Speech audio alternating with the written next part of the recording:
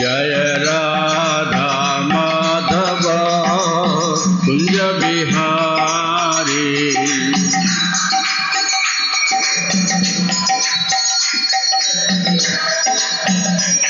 हरे कृष्णा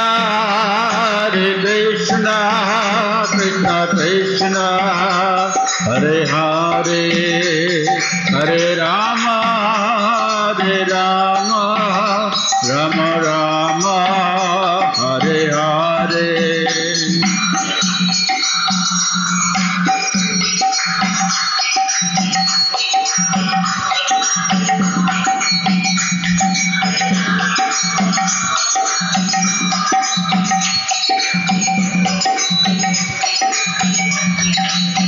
हरे कृष्ण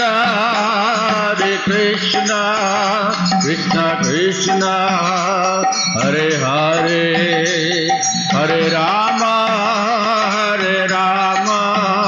राम राम हरे हरे।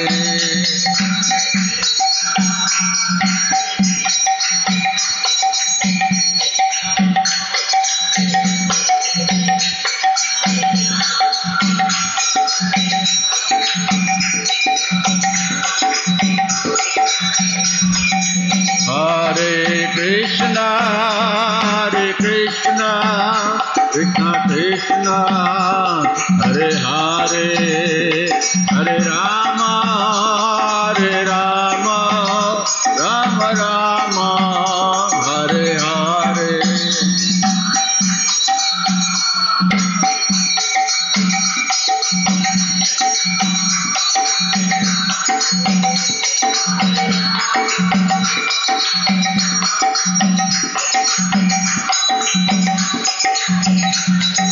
जय राधानाथ महाराज, जय राधानाथ महाराज, राधानाथ महाराज, जय राधानाथ महाराज।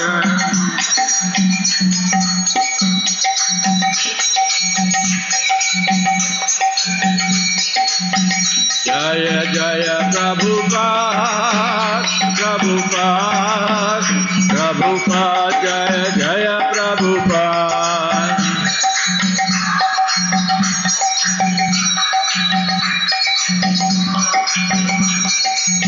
नित्य गौर हरि बोल हरि बोल हरि बोल, नित्य गौर हरि बोल।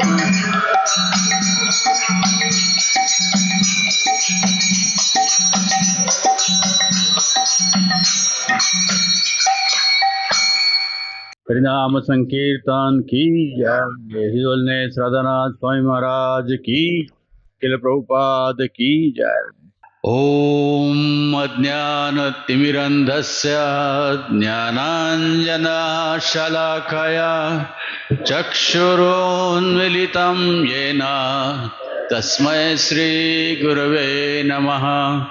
श्रीचैतन्यमनोभीष्टं स्थापितं येन भूतले स्वयं रूपा कदा मह्यं ददाति स्वपदान्तिकं।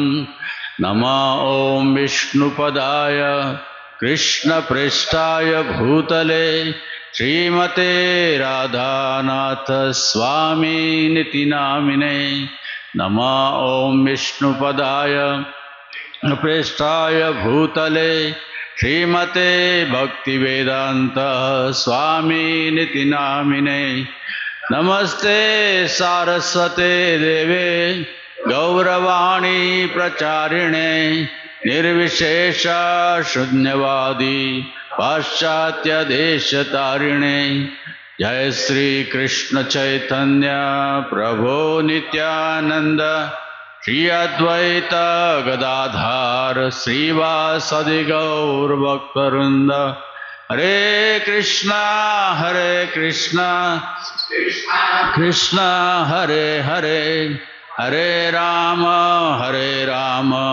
राम राम हरे हरे।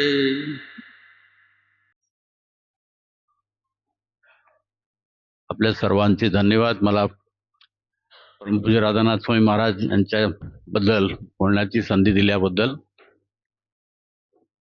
2 वर्षापूर्वी मी इथं आलो होतो. त्यामुळे मला आठवत नाही मी काय बोललो ते, तर कदाचित काही गोष्टी पुन्हा रिपीट होतील, तुम्हालाही आठवत नसतील. हरे कृष्ण. खरं म्हणजे तुम्ही इतक्या प्रेमाने, उत्साहाने आणि प्रामाणिकपणे गुरु महाराजांचा गौरव करत होता, मला वाटतं मी ऐकतच बसावं. परंतु मी तर बोलण्यासाठी आलोय, आठवण करून दिली प्रभूजीने, म्हणून नंतर लक्षात आलं अरे मी बोलायला आलो इकडे. त्यामुळे सर्वांचे धन्यवाद.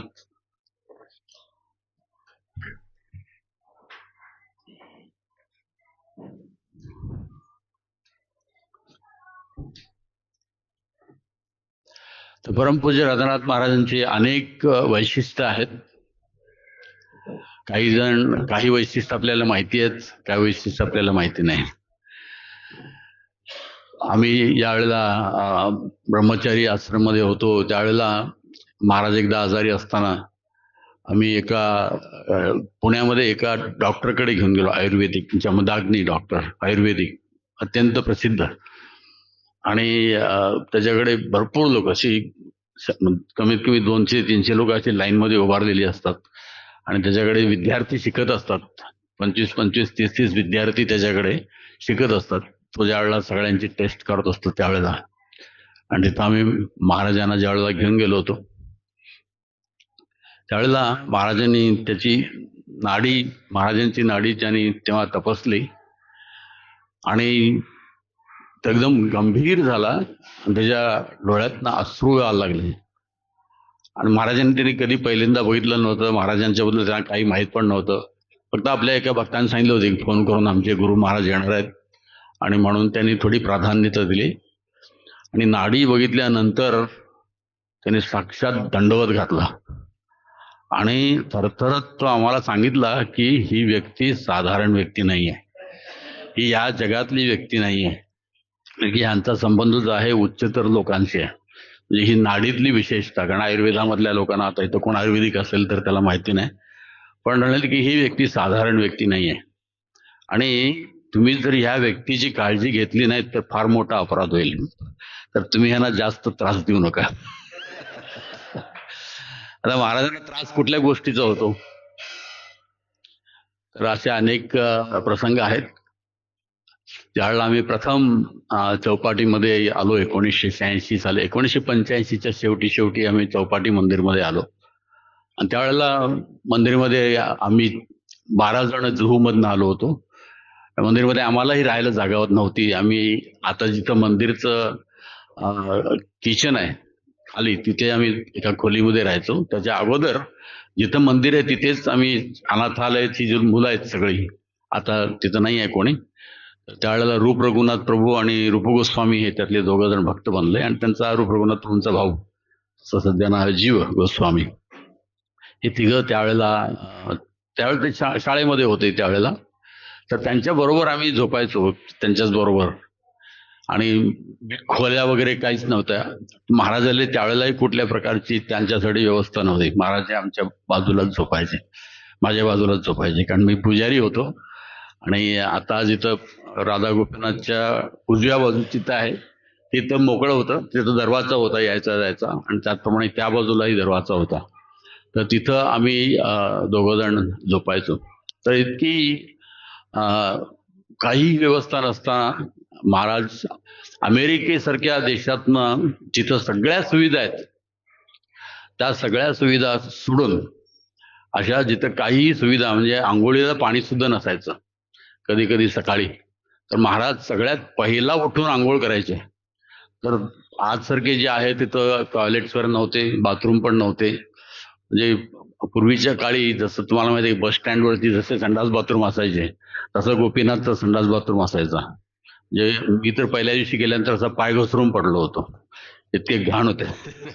पण त्याच्यातही महाराजांनी कुठलीही तक्रार न करता सकाळी 3 वाजता उठून सगळ्यांच्या अगोदर, कारण नंतर सगळ्यांना त्रास होऊ नये म्हणून सगळ्यात अगोदर उठून जाऊन महाराज नळाखाली बसून जे थेंब थेंब पाणी येते त्यातनं आंघोळ करायचे. आणि पूर्वीच्या असं ते ब्रासचे पिवळे नळ असायचे, तर त्या नळाखाली बसून महाराज आंघोळ करायचे. तर एकदा तिथेही पाणी नव्हतं, तर संडासला घेऊन जायला पाणी भरण्यासाठी आमचा एक टँक होता. तर त्या टँक मधलं पाणी घेऊन महाराजांनी आंघोळ केली. तर अशा अनेक महाराज पहिल्यांदा जेव्हा आले, कुठलीही व्यवस्था नसताना अशा तपस्येमध्ये राहिले, तिथे राहत होते. तर एकदा महाराजांसाठी रूम बनली. आता जी रूम आहे ती, त्याच्यामध्ये काही व्यवस्था नव्हती. महाराज म्हणाले की मला काही नको, फक्त एक चटई आणि एक छोटंसं टेबल द्या, एवढंच बस. तर तेवढंच महाराजांच्यासाठी होतं. एक समोर एक छोटंसं टेबल आणि चटईवरती महाराज दिवसभर बसायचे. तर आणि बाजूला अशी चटईवरती महाराज झोपायचे. तर त्यावेळेला एक दिवस महाराज जपा करायला आले आणि नंतर गुरुपूजा झाल्यानंतर महाराज रूम मध्ये गेले. आणि नेहमी महाराज, आम्ही जेव्हा क्लास द्यायचो त्यावेळेला पण महाराज बसायचे. आणि पण त्या दिवशी महाराज गेले, गुरुपूजा झाल्यानंतर फुलं अर्पण करून गेले. आणि मला कळालंच नाही का महाराज गेले, कारण मग क्लास कधी महाराज चुकवत नाहीत. मग क्लास झाल्यानंतर मी महाराजांच्या रूम मध्ये ज्या वेळेला गेलो, तर महाराज असे थंडीनं कुडकुडत होते एकदम. मग वृंदावन ब्रिंग मी सम चादर्स म्हणून मी महाराजांच्या रूम मध्ये एक 2-4 चादरी होत्या, त्या अंगावर घातल्या. अजून मला थंडी वाजते. मग खाली ब्रह्मचारी आश्रम मध्ये गेलो. तिथल्या लोकांच्या सगळ्यांच्या, जवळजवळ 10 ब्रह्मचार्यांच्या सगळ्यांच्याच एक एक चादर करून 2-3 वेळा जाऊन, नाही मोर आणि पाहिजे. नंतर सगळ्या चादरी संपल्या. त्या साध्या चादरी होत्या, सगळ्या सोलापुरी चादरी सगळ्यांच्याकडे तीच होत्या. जवळजवळ एक डझनभर तरी चादरी महाराजांच्या अंगावर होतात, तरी थंडी गेली नाही. म्हणाले की I want more, I am feeling more cold, थंडी वाजते खूप. मग आमच्याकडे एक हिमालयातला ब्रह्मचारी होता, प्रद्युम्ना म्हणून. त्याच्याकडे रजई होती, ज्याच्यावरती जो झोपायचा. तर ती रजई महाराजांच्या अंगावरती आम्ही घातल्यानंतर महाराज म्हणाले ठीक आहे. मग म्हणाले की मी आता झोपतो. महाराज झोपले. सकाळी प्रसाद घेतला नाही. आणि मग नंतर दुपारी मी गेलो परत महाराजांना प्रसादासाठी बोलवायला. आणि महाराज त्यावेळेला सगळे काढून फक्त एका गमच्यावरती घामाघूम झालून झोपले होते. आता मला संशय आला की हे मलेरियाचे लक्षण आहेत, कारण मला स्वतःला 2-3दा झालं चौपाटीमध्ये. तर आम्ही घाबरलो लगेच. महाराजांना म्हटलं, त्यावेळेला आमचं भक्तिवेदांत हॉस्पिटल नव्हतं. त्यावेळेला एक नवीनच भक्त होते, ते यायचे आणि महाराजांच्यावरती त्यांचं खूप प्रेम, डॉक्टर आल्वा. तर डॉक्टर आल्वांना आम्ही फोन केला की असं थोडं महाराज आहेत, एकदम थकलेले आहेत आणि सकाळी एकदम त्यांना थंडी वाजत होती आणि आता तर एकदम घाम झालेले आहेत. तर ते धावत जवळजवळ 4-4:30लाच आले ताबडतोब. आणि त्याने सांगितले की महाराज तुमची ब्लड टेस्ट करायला पाहिजे, आम्हाला संशय आहे की तुम्हाला मलेरिया झालेला आहे. आणि त्यांना ब्रिज कँडी हॉस्पिटलमध्ये घेऊन गेले. आणि ब्रिज कँडीमध्ये हॉस्पिटलमध्ये गेल्यानंतर रक्त तपासणी झाल्यानंतर डॉक्टरने सांगितले की ह्याला मलेरिया झालेला आहे आणि कमीत कमी 4-5 दिवस राहावं लागेल. ब्रिज कँडी हॉस्पिटलमध्ये महाराजांना ऍडमिट केलं. मग संध्याकाळी साधारण 7-7:30च्या दरम्यान मी 4-5 भक्त महाराजांना भेटायला गेलो.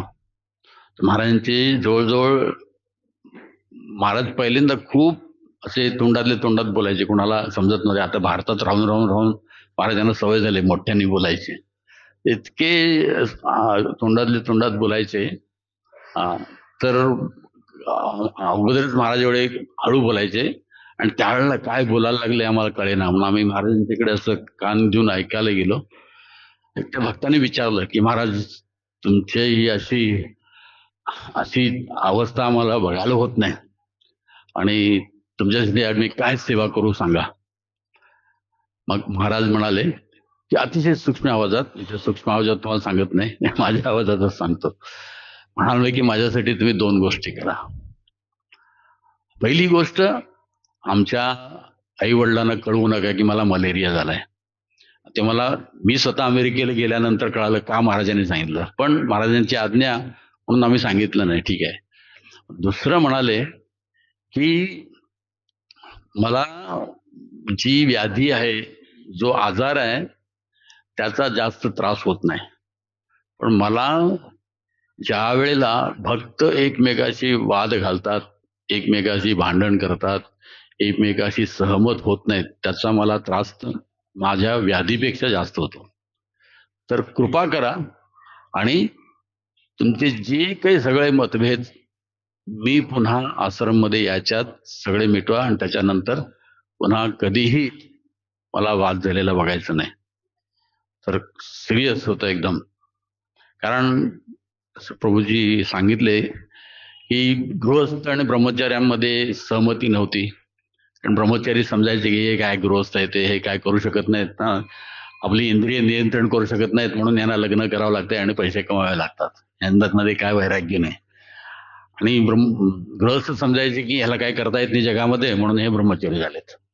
तर असे दोघांच्या मध्येही कसं मतभेद होते आणि दोघांच्याकडे बघण्याचा दृष्टिकोन तेवढा चांगला नव्हता. आणि याच्यावरनं मग कमिटीमध्ये सुद्धा आहेत किती 30-40 लोक होतो आम्ही. त्याच्यामध्ये 12 ब्रह्मचारी आणि उरलेलं काँग्रेगेशन एक 25-30 लोकांचं होतं. तर त्यांच्यामध्ये सुद्धा 4 मॅनेजर होते, त्यांच्यातही सहमती होत नव्हती. इतकं मंदिरामध्ये जे आहे अंतर्गत हे जे आहे दुःख महाराजांना झालं. म्हणून महाराज असं म्हणाले. ज्यावेळेला आम्ही पुन्हा मंदिरमध्ये ज्यावेळेला आलो त्यावेळेला आम्ही सगळ्यांनी ठरवलं की कमीत कमी आमच्यामध्ये जे काही मतभेद आहेत हे बाजूला ठेवायचे आणि फक्त महाराज ज्यांच्या प्रसन्नतेसाठी जरी मतभेद असले आम्ही जाऊन महाराजांच्याकडे सांगू. आपण भांडायचं नाही की हा म्हणतोय, हा तसं म्हणतोय. मग महाराजांच्याकडे जाऊन सांगू आणि मग काय महाराज निर्णय देतील ते. आणि महाराज येईपर्यंत आपण हे सगळं जे काही आहे हे सगळं. आणि ही खरी चौपाटीच्या पुनर्बांधणीची सुरुवात आहे. इकडनं चौपाटीचं काँग्रेगेशन जे आहे हे पुढे आम्ही ब्रह्मचारी आश्रममध्ये मग महाराज ब्रह्मचार्यांसाठी क्लास द्यायला लागले परत आल्यानंतर. आणि त्यावेळेला आम्ही प्रश्न विचारला महाराजांना की महाराज प्रत्येक जो आहे त्याचे मतभेद असतातच आणि प्रत्येकाला आपलं मतच श्रेष्ठ वाटतंय. आणि असे ज्या वेळेला 10 लोक एकत्र होतात तर त्यावेळेला एकीकरण कसं राहणार? कारण प्रत्येक जो म्हणतोय हा शास्त्रात बोलतो, प्रबोधांची इच्छा बोलतो, कृष्णाची सेवा करण्याची त्याची इच्छा आहे आणि असं करूनच तो आपलं मत मांडतो. तर मग कुणाचं मत श्रेष्ठ ठरवायचं? हा ना, तुमच्या मॅनेजमेंटमध्ये प्रसंग येतो की नाही? तर महाराज म्हणाले की यासाठी जे आहे प्रभुपादांनी आपल्याला दोन्ही सिस्टम दिलेले आहेत. एक आहे हुकुमशाही, दुसरी आहे लोकशाही. तर लोकशाहीने ठरवायचं की कुठली सेवा करायची आणि हुकुमशाहीने ती सेवा करून घ्यायची. समजलं का? म्हणजे निर्णय सगळ्यांनी मिळून घ्यायचा आणि मग एकाला अथॉरिटी द्यायची आणि मग तो सगळ्या सेवा करून घेतो. म्हणजे सोपं जातं सगळं, आहे ना. दोन्ही पद्धती आहेत आपल्याकडे, हुकुमशाही पण आहे, लोकशाही पण आहे. लोकशाहीने निर्णय घ्यायचे आणि तो निर्णय आणायला कोणतरी एकटाच व्यक्ती पाहिजे ना. मग तो टेम्पल प्रेसिडेंट असेल किंवा टेम्पल कमांडर असेल किंवा आणि कोण त्याची मुख्य अध्यक्षाची पूजा आहे, मग तो सगळ्यांचा सेवक म्हणून तो ती सेवा करेल. तर ह्या दृष्टीनं मग महाराजांनी मंदिरामध्ये 4 प्रेसिडेंट आणले, 3-3 महिन्याला एक. तर असे ह्याचं कारण का? कारण एकाला जर दोष दिला तर तो सेवाकार आलेला त्याला कळतो की किती सेवा कठीण आहे. म्हणून सगळ्यांनाही तो अनुभव येतो आणि सगळ्यांनाही नम्रता येते आणि सगळ्यांनाही एकापेक्षा एक चांगली सेवा गुरुची सेवा करण्यासाठी प्रवृत्त व्हायला मदत होते. आणि ह्या दृष्टीनं महाराजांनी ती पद्धत सुरू केली त्यावेळेला. आणि महाराज अतिशय सिंपल, म्हणजे की आजही महाराज आता 1-2 वर्षापासून महाराजांना थोडा शारीरिक त्रास आहे, म्हणून महाराज थोडीशी एक लहानशा गादीवरती झोपतात, लहानशा गादीवरती. नाही तर जवळजवळ 2 वर्षापूर्वीपर्यंत महाराज फक्त चटईवरती झोपायचे. आणि अमेरिकेमध्ये महाराजांच्याकडे एक स्लीपिंग बॅग असते, म्हणजे एकदम थिन, म्हणजे एकदम 2 किंवा 3 मिलीमीटर जाडीची एक अशी गादी असते. तर त्याच्या ती एक घालायची, कारण थंडी खूप असते म्हणून. अन्यथा महाराज कधीही अशा मोठ्या गादीवरती झोपत नाहीत. किंवा गादी जर असेल तर त्या गादीच्या खाली झोपतात महाराज पूर्वीपासून. पण आता थोडी महाराज ज्या वेळेला लास्ट पुण्याला आले होते त्यावेळेला जवळजवळ 100 भक्तांनी मिळून, कारण थोड्यांची सगळ्यांना गुरुची सेवा मिळावी म्हणून 100 भक्तांनी जवळजवळ 4-4 इंच कापूस पिंजला होता. एका भक्ताने गादी बनवली आणि त्याच्यामध्ये तो कापूस घातला होता. म्हणजे 100 भक्तांना महाराजांना, कारण का प्रत्येकाची इच्छा, नाही तर एकट्यानेच गादी बनवली तर कसं व्हायचं. बनवता येते ना, एकट्याने गादी बनवता येते, पण 100 जणांना एवढा एवढा कापूस दिला गेला पिंजायसाठी. आणि एकट्याने गादी बनवली, एकट्याने शिवली आणि एकट्याने त्याच्यावरती कव्हर बनवलं. 100 जणांनी मिळून महाराजांची गादी बनवली, फक्त एवढीशी गादी छोटीशी. तर आता आता महाराज आपल्या शरीरामुळे कदाचित त्यासाठी झोपतायत. तर महाराजांनी त्यावेळेलापासून चौपाटीमध्ये ज्यावेळेला अशी सेवा सुरुवात केली, तर चौपाटीमध्ये त्यावेळेला असं चांगलं वातावरण नव्हतं जसं आता आहे. तर एका बाजूला भोलाच क्लासेस होते मंदिरच्या ह्या बाजूला, त्याच्यानंतर खाली सॉक्सची फॅक्टरी होती, पाठीमागे सगळे जे आहे ते LNH होते, म्हणजे जिथं जे अनाथालय होतं त्यांचे सगळे नोकरदार वगैरे राहायचे. आणि आता जिथं ब्रह्मचारी आश्रम आहे तिथं माय ओन कोचिंग क्लासेस होते आणि खाली टिंकरबेल शाळा होती. ह्याच्यामध्ये आम्ही तिथे आलो मंदिरामध्ये. तर सकाळी दिवसभर आपलं जे मंदिर आहे तिथं शाळा चालायची आणि खाली शाळा चालायची आणि सकाळी आमचे मॉर्निंग प्रोग्राम व्हायचे आणि संध्याकाळी भगवद्गीता क्लासेस आम्ही ब्रह्मचारी म्हणून द्यायचो.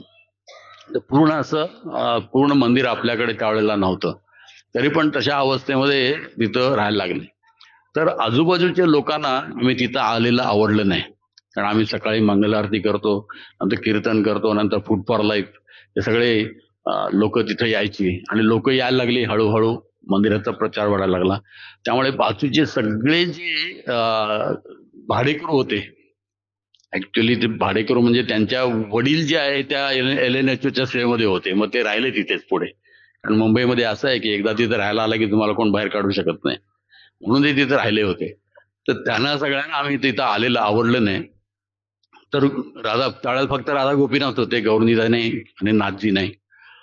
मग महाराजांनी ठरवलं की हे आपलं मंदिर जे आहे वृंदावन सारखं बनवायचं. तर महाराजांनी तिथे मग तो वटवृक्ष आणला, त्याच्यानंतर मोर आणला, माकड आणलं. तर हे आता मंदिरमध्ये झालं, परंतु आजूबाजूचे जे वातावरण आहे हे मंदिरासारखं नाही आहे, हे एखाद्या चाळीसारखं आहे. तर महाराजांनी त्याची सुधारणा करण्यासाठी आता आम्ही महाराजांची जिथं रूम होती ते अगदी गोपीनाथच्या बाजूची रूम, आणि तिकडनं असं जिन्यावरनं खाली गेल्यानंतर आता जिथं वृंदावन बगीचा आहे तिथं सगळे लोक कचरा टाकायचे. सगळे लोक, जी कचरा टाकायची जागा होती तिथं म्हणजे संगमरवरी नव्हता, मातीची जागा होती, तिथं सगळेजण कचरा टाकायचे. आणि त्या कचऱ्यामध्ये अतिशय वेगळी अभक्ष सुद्धा त्याच्यामध्ये टाकलेलं असायचं. तो दिवसभर तो उकिरड्याचा वास मंदिरामध्ये आणि खास करून महाराजांच्या रूम मध्ये यायचा. तर तरीही तेवढं सहन करून महाराज तिथे राहिले. आणि मग शेवटी आम्ही ठरवलं मंदिरामध्ये की ही जी उकिरडा आहे हा साफ केला पाहिजे. आणि तिथनं सगळे घुशी यायच्या मंदिरमध्ये, नंतर साप यायचे, त्यानंतर डुकर यायची त्यावेळेला, तर सगळा कचरा घाण करायसाठी.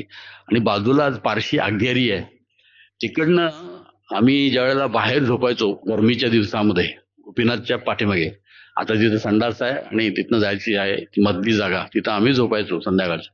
तर सकाळी उठल्यावर आमच्या अंगावरती मांस पडलेला असायचा, सगळे गिधाडं सगळे खाऊन सगळे. तर अशी तिथली सगळी जागा जी आहे, आत जरी मंदिर आहे तरी बाहेर तसं वातावरण नव्हतं. त्याच्याबद्दल महाराजांना खूप दुःख व्हायचं. आणि तुम्ही कधी अगदी 80-86 सालची प्रवचन ऐकाल, त्याच्यामध्ये कावळ्याच्या व्हायच्या का का का. तर महाराजांना ते वाटलं हे मंदिरचं वातावरण नाही, म्हणजे ते कावळे, डुकर आणि साप आणि घुशी, उंदीर, हे वैकुंठ वातावरण नाही किंवा मंदिरचं वातावरण नाही. इथे कोण पाहिजे? पोपट पाहिजेत, कुकिळा पाहिजे, मोर पाहिजे. तर असे एक वातावरण असेल तर ते वृंदावन. म्हणून त्याच्यासाठी तयार करण्याचा पहिला त्याचं रूट कॉज काय आहे, तर तो उकिरडा, आणि म्हणून तो पहिला साफ केला पाहिजे. आणि मग मॅनेजमेंटमध्ये सगळ्यांनी आम्ही निर्णय घेतला की सगळा साफ करायचा. परंतु तिथं राहणारे जे हे होते भाडेकरू, त्यांना राग आला आणखी, तर ते जास्तच कचरा तिथं टाकायला लागले. आणि मग महाराजांनी मैथिली माताजी, नाथजी प्रभूंच्या पत्नी, त्या सगळ्या डेकोरेशन वगैरे मंदिरमध्ये बघायच्या, आजूबाजूची स्वच्छता वगैरे. तर त्या यांच्याकडे आल्या, त्यांनी सुचवलं की महाराज आम्ही त्या जागेत झाडं लावली तर कसं होईल. म्हणाले की छान, खूप छान आयडिया आहे. मग तिथे आम्ही झाडं लावली. तर झाडं लावली तर त्या झाडामध्ये सुद्धा सगळेजण कचरा टाकायला लागले. मग तरी पण काय करावं समजेना. मग महाराजांनी सांगितलं की तिथं आपण संगमरवरी फरशीने घालू की त्यांना कळेल की ही स्वच्छ जागा आहे, इथं टाकायचं नाही. तर ते संगमरवरी फरशी घातली पूर्ण तो बाजूचा सगळा. तरी पण तिकडे कचरा टाकायचे सगळे लोक. तर इतका हे झालं की काय करावं समजेना. मग ही साधारण जवळजवळ 94 92 93 94 सालच्या अशा गोष्टी आहेत. त्याच्यानंतर मी अमेरिकेला गेलो आणि 5 वर्षानंतर मी आलो 2000 साली परत. तर मी रात्री 3 वाजता आलो आणि म्हटलं आता काय झोपायचं, 5 वाजता मंगल आरती आहे म्हणून आंघोळ करून मंदिरामध्ये जप करायला आलो.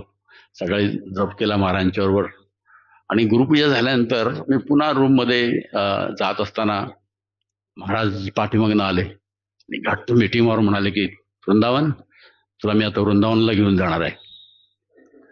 म्हणलं की महाराज मी तर रात्री 4 वाजता आलोय, 3 वाजता आलोय रात्री. म्हणले की वेळ वृंदावनला जायला वेळ काळचा गरज नाही. म्हणलं की महाराज तिकीट काय? महाराज म्हणले वृंदावनला जायला तिकिटाची गरज नाही. म्हटलं की महाराज कमीत कमी मला माझं जाऊन काहीतरी सामान तरी घेऊन येतो, धोती कुर्ता. वृंदावनला जायला कपड्याची पण गरज नाही. म्हणलं बापरे. म्हणलं की कमीत कमी बायकोला तरी सांगून येतो. म्हणलं त्याचीही गरज नाही. तर तिला कळेल ना मी कुठे गेलो असेल तर तिचं म्हणलं कुठे गेला अचानक आला इकडे. म्हणलं की कशाची गरज नाही, चल. मग असं महाराज हात धरून आनंदाने मला तिथे घेऊन आले आणि तिथे मी बघितलं की जिथं, कारण तुम्हाला सांगितलं हे सगळी अवस्था मी जायच्या अगोदर होती आणि आता तिथे गेल्यावरती एकदम सुंदर वृंदावन झालंय आणि छान राधाकुंड, श्यामकुंड, मानस सरोवर, तेर कदंब आणि हे सगळं आहे तिथे. तर महाराजांनी, मी एकटाच होतो तिथे आणि कोणी नाही, व 1.5 तास वृंदावनचा परिक्रमा केला माझ्यासाठी, एकट्यासाठी. जसं सगळ्यांना उत्साहाने सांगतात कथा, सगळ्यांनी कथा सांगितल्या आणि मग त्यावेळेला साधारण 9:30 वाजले. मग आम्ही तिथं बसलो आणि महाराजांनी महाराज प्रसाद घ्यायला आले काय, म्हणाले की नाही मी आज वृंदावनवर प्रसाद घेणार, इकडेच घेऊन या. मग महाराजांनी मला विचारलं तुला आठवतं का इथं काय होतं ते? म्हटलं हो महाराज. मग म्हणाले तर कुठपर्यंत आठवतं? मी महाराज जे जे काय मी तुम्हाला आता सांगितलं ते मी सांगितलं महाराजांना. तर महाराज म्हणाले की do you want to know what happen afterwards? तुला समजून घ्यायचं आहे नंतर काय झालं ते? म्हणलं की येस महाराज. मग महाराज म्हणाले की त्याच्यानंतर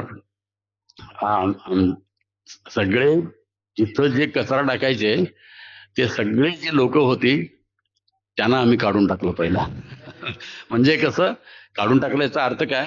मंदिरात ब्रह्मचारी वाढायला लागले, कॉंग्रेगेशन वाढायला लागले, जागा तर पाहिजे म्हणून त्याच्यासाठी असं काही. आणि ती हक्काची जागा होती LNHOची, म्हणजे जो तिथे अनाथालय होते त्यांची ती जागा होती. आणि त्याला काढून टाकलं म्हणजे असं अक्षरशः काढून नाही टाकलं. चांगलं जे काही कोर्टाने जे जे काही सांगितलं तेवढे जवळजवळ 35-40 लाख एकेकाला देऊन, म्हणजे त्यांचं काहीच नाही, त्यांचं घर पण नाही, काय पण नाही, काय पण नाही, तरी असे 35-40 लाख, कोणाकोणाला 50 लाख रुपये देऊन ते घर सोडायला लावले. आणि मग तिकडे सगळे ब्रह्मचारी आश्रम बनला. मग जे सेवेला येतात त्यांच्यासाठी वेगळी रूम बदली, माताजींसाठी, प्रभूजींसाठी. त्याच्यानंतर हार बनवायसाठी मंदिरमध्ये जागा झाली. तर सगळी तोपर्यंत 2000 सालपर्यंत सगळं आजूबाजूची जागा इथं ह्या सगळ्या पूर्वी गोष्टी चालायच्या सगळं गोपीनाथ मंदिरमध्ये आल्या. तर महाराजांची रूम तशीच सगळी सुधारणा झाली, पण महाराजांच्या रूम मध्ये काही सुधारणा नाही.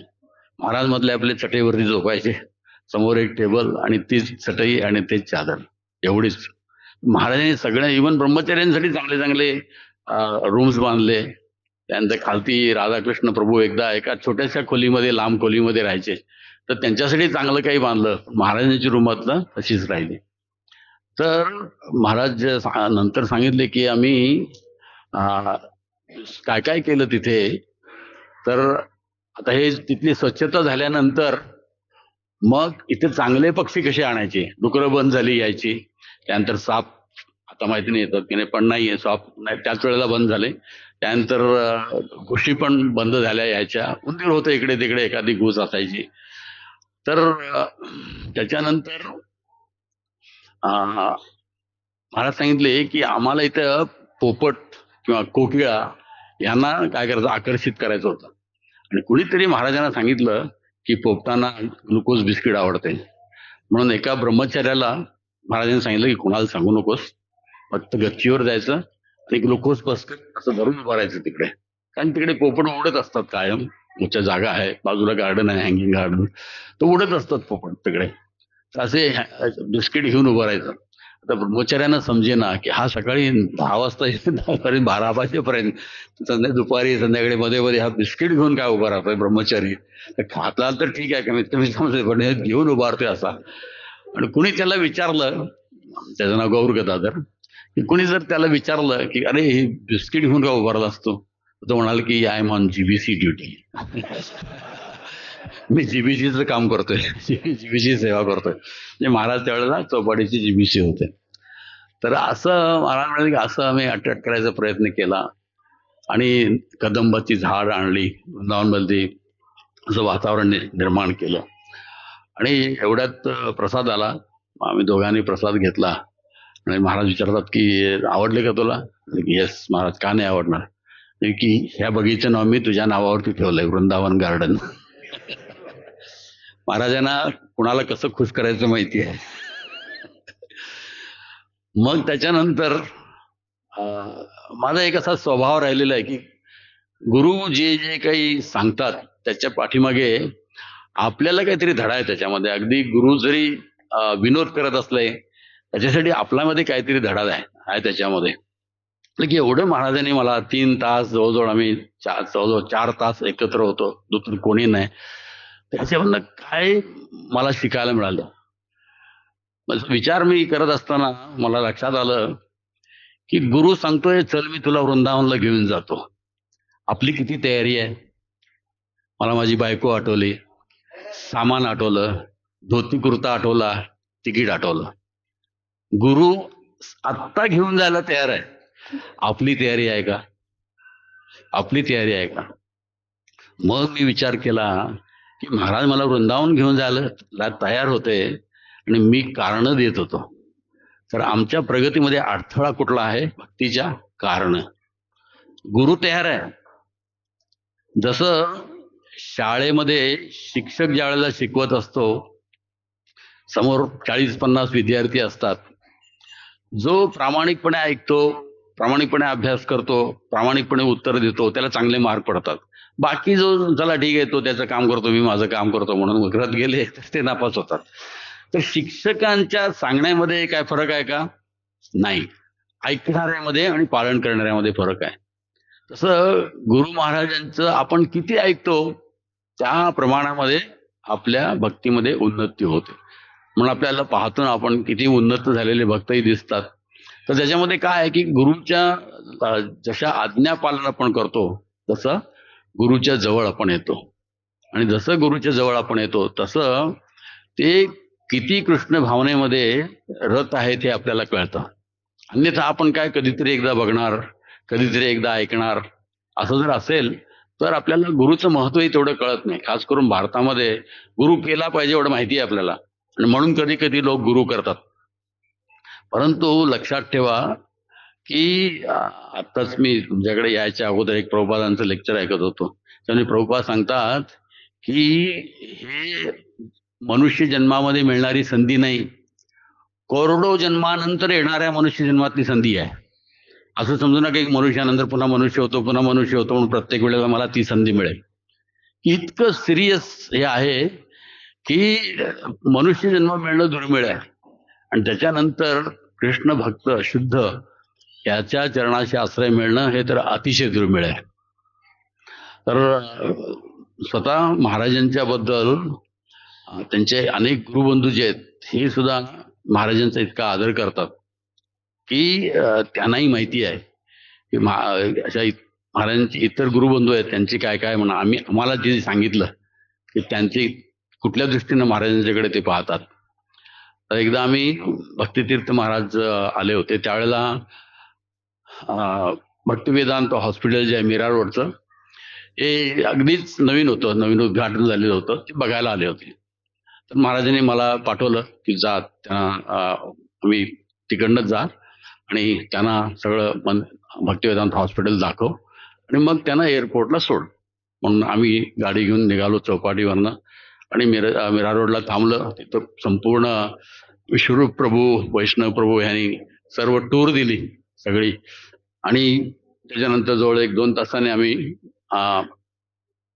भक्तितीर्थ महाराज समोर बसले होते, ड्रायव्हर चालवता आणि मी आणि दोघं कोणतरी माझ्याबरोबर होते. तर आम्ही असे जात असताना बाजूला गाडी घेऊन वैष्णव प्रभू कुठेतरी जात होते.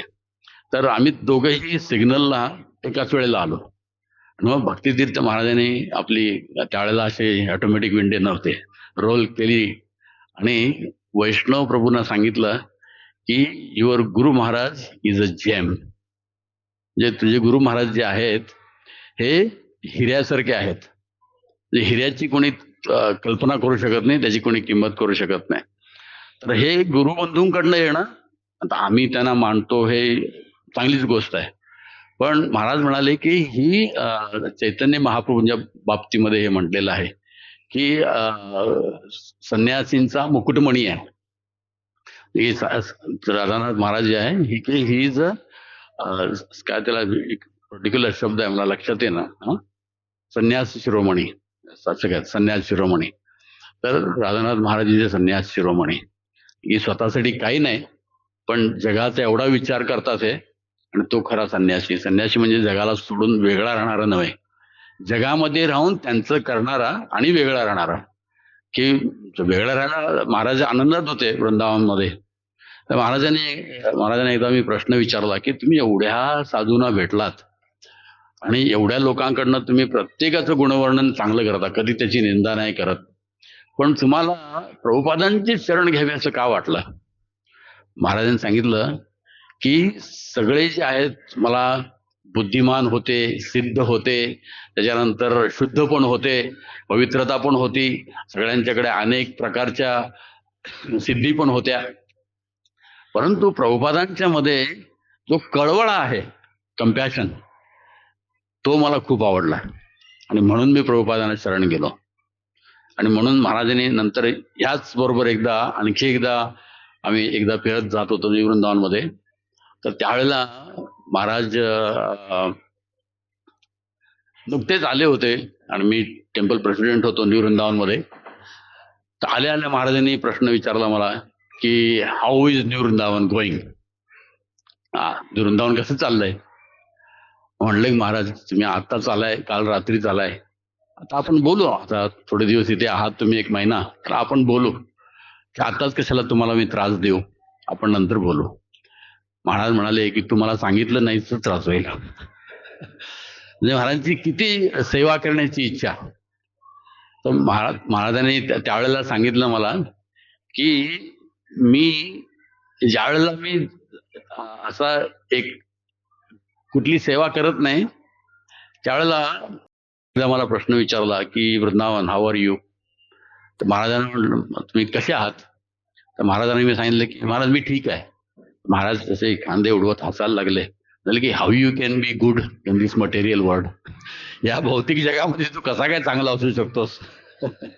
भौतिक जग तर दुःखाने भरलेलं सागर आहे. तर म्हणाले यू आर इन इल्युजन, तू भ्रमामध्ये आहेस.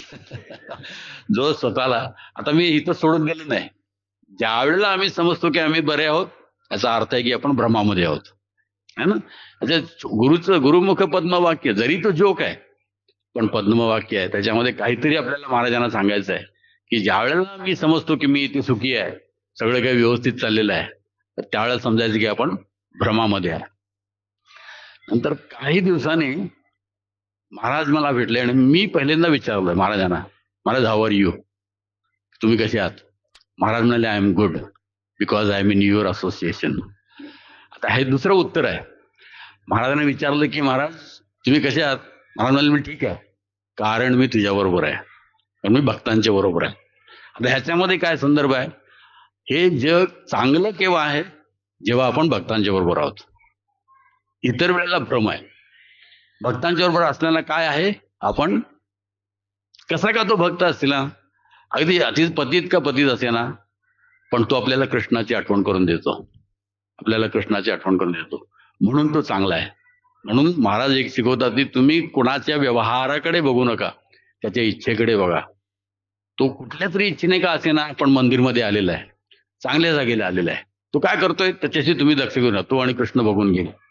तुमचं कर्तव्य आहे की त्याची तुम्ही कशी सेवा कराल आणि त्याला तुम्ही कृष्ण कसा द्याल, त्याला तुम्ही प्रभुपाद कसे द्याल, तो कसाही असू दे.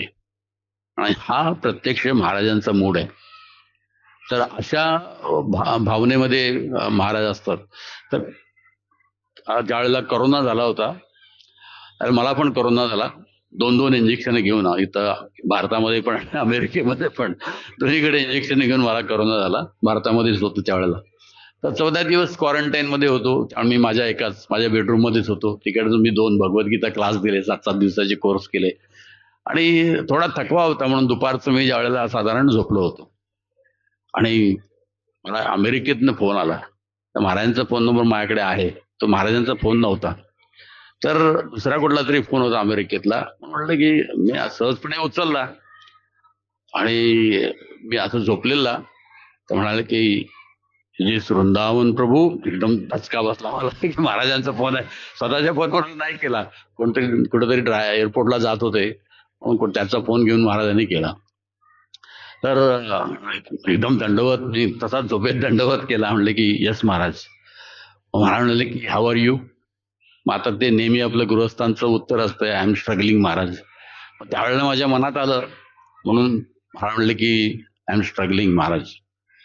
महाराज एकदम हसायला लागले की are you struggling to stay in this world or get out of this world. आता ह्याच्यामध्ये शिकण्यासारखं काय आहे की ह्या जगामध्ये संघर्ष हा सगळ्यांसाठीच आहे. संघर्षातनं कोणी मुक्त नाही. काय काय लोक संघर्ष, अरे हरे कृष्णा 16 माळा जप केला म्हणजे आम्हाला कुठला संघर्ष करावा लागणार नाही, असं होणार नाही. परंतु संघर्ष तुम्ही इथे राहण्यासाठी करताय का तोच संघर्ष करून तुम्ही भगवत जाण्याचा प्रयत्न करताय? तोच संघर्ष आहे, फक्त भावना वेगळी आहे. गुरुचं साधं वाक्य आहे ना, are you struggling to stay in this world or get out of this world. आणि एवढं म्हणून महाराज म्हणाले की काळजी घे. एवढंच फक्त 4 वाक्यच बोलले बस. त्याच्यामध्ये केवढा मोठा संदेश आहे, केवढा मोठा संदेश आहे. तर आणखी एकदा महाराज आम्ही न्यू वृंदावन मध्ये असताना, मी जे काय आठवते ते सांगतो ना, एका क्रोनॉलॉजीने जात नाही. न्यू वृंदावन मध्ये असताना एकदा आम्ही असे महाराज आणि मी दररोज दुपारी प्रसाद घेतल्यानंतर आम्ही अशी फिरायला जायचो. न्यू वृंदावनमध्ये खूप छान जागा आहे, झाडी आहे, तळा आहे, प्रभुपाद पॅलेस आहे, अतिशय सुंदर जागा आहे, डोंगर आहे आजूबाजूला, खूप छान. जवळजवळ 1 तास असे फिरायला जायचं दुपारचा. मग कधी कधी महाराजांच्या जसा मूड असेल, कधी कधी टेम्पल मॅनेजमेंट मध्ये बोलायचं, कधी कधी महाराज मला भारतातल्या गोष्टी सगळ्या सांगायच्या, कसं चाललंय तिकडे. कधी कधी मला विचारते तुझं कसं काय चाललंय. अशा गोष्टी आम्ही करायचो आणि कधी कधी बोलायचं नाही, फक्त जप करत जायचा. तर असं एकदा जात असताना आम्ही डोंगरावरून खाली उतरत होतो आणि त्यावेळेला महाराजांनी मला एक विचारलं की प्रद्युम्न काय करतोय आजकाल. प्रद्युम्न आमच्याबरोबर ब्रह्मचारी होता चौपाटीमध्ये. आम्ही ज्या वेळेला पहिल्यांदा आलो त्यावेळेला, तर तो न्यू वृंदावनमध्ये राहत होता लग्न करून. तर प्रद्युम्न आणि त्याची पत्नी रुक्मावती. तर म्हणलं की महाराज, त्यांना सांगितलं महाराजांना, हा इथेच राहतोय खाली न्यू वृंदावनमध्ये, एक गृहस्थांसाठी घर आहेत, म्हणलं की इथंच राहतोय, उगे चल मला तिकडे घेऊन जा.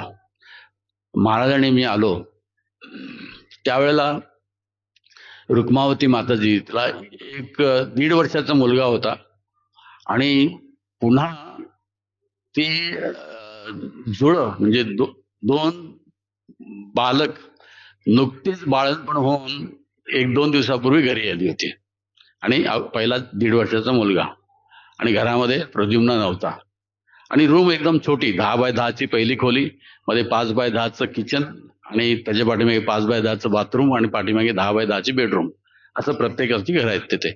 अशा ठिकाणी आता ही स्त्री, आता तुम्हाला कल्पना असेल, नुकतीच दवाखान्यातनं बाळंतपण होऊन आलेली आहे, नवरा घरामध्ये नाही आहे, 1.5 वर्षाचा मुलगा पण आहे. ते घर सगळं कसं एकदम अस्ताव्यस्त पडलेलं होतं सगळं इकडे तिकडे. तर मी दरवाजा ठोठवला आणि ती म्हणजे अशी तयार नव्हती.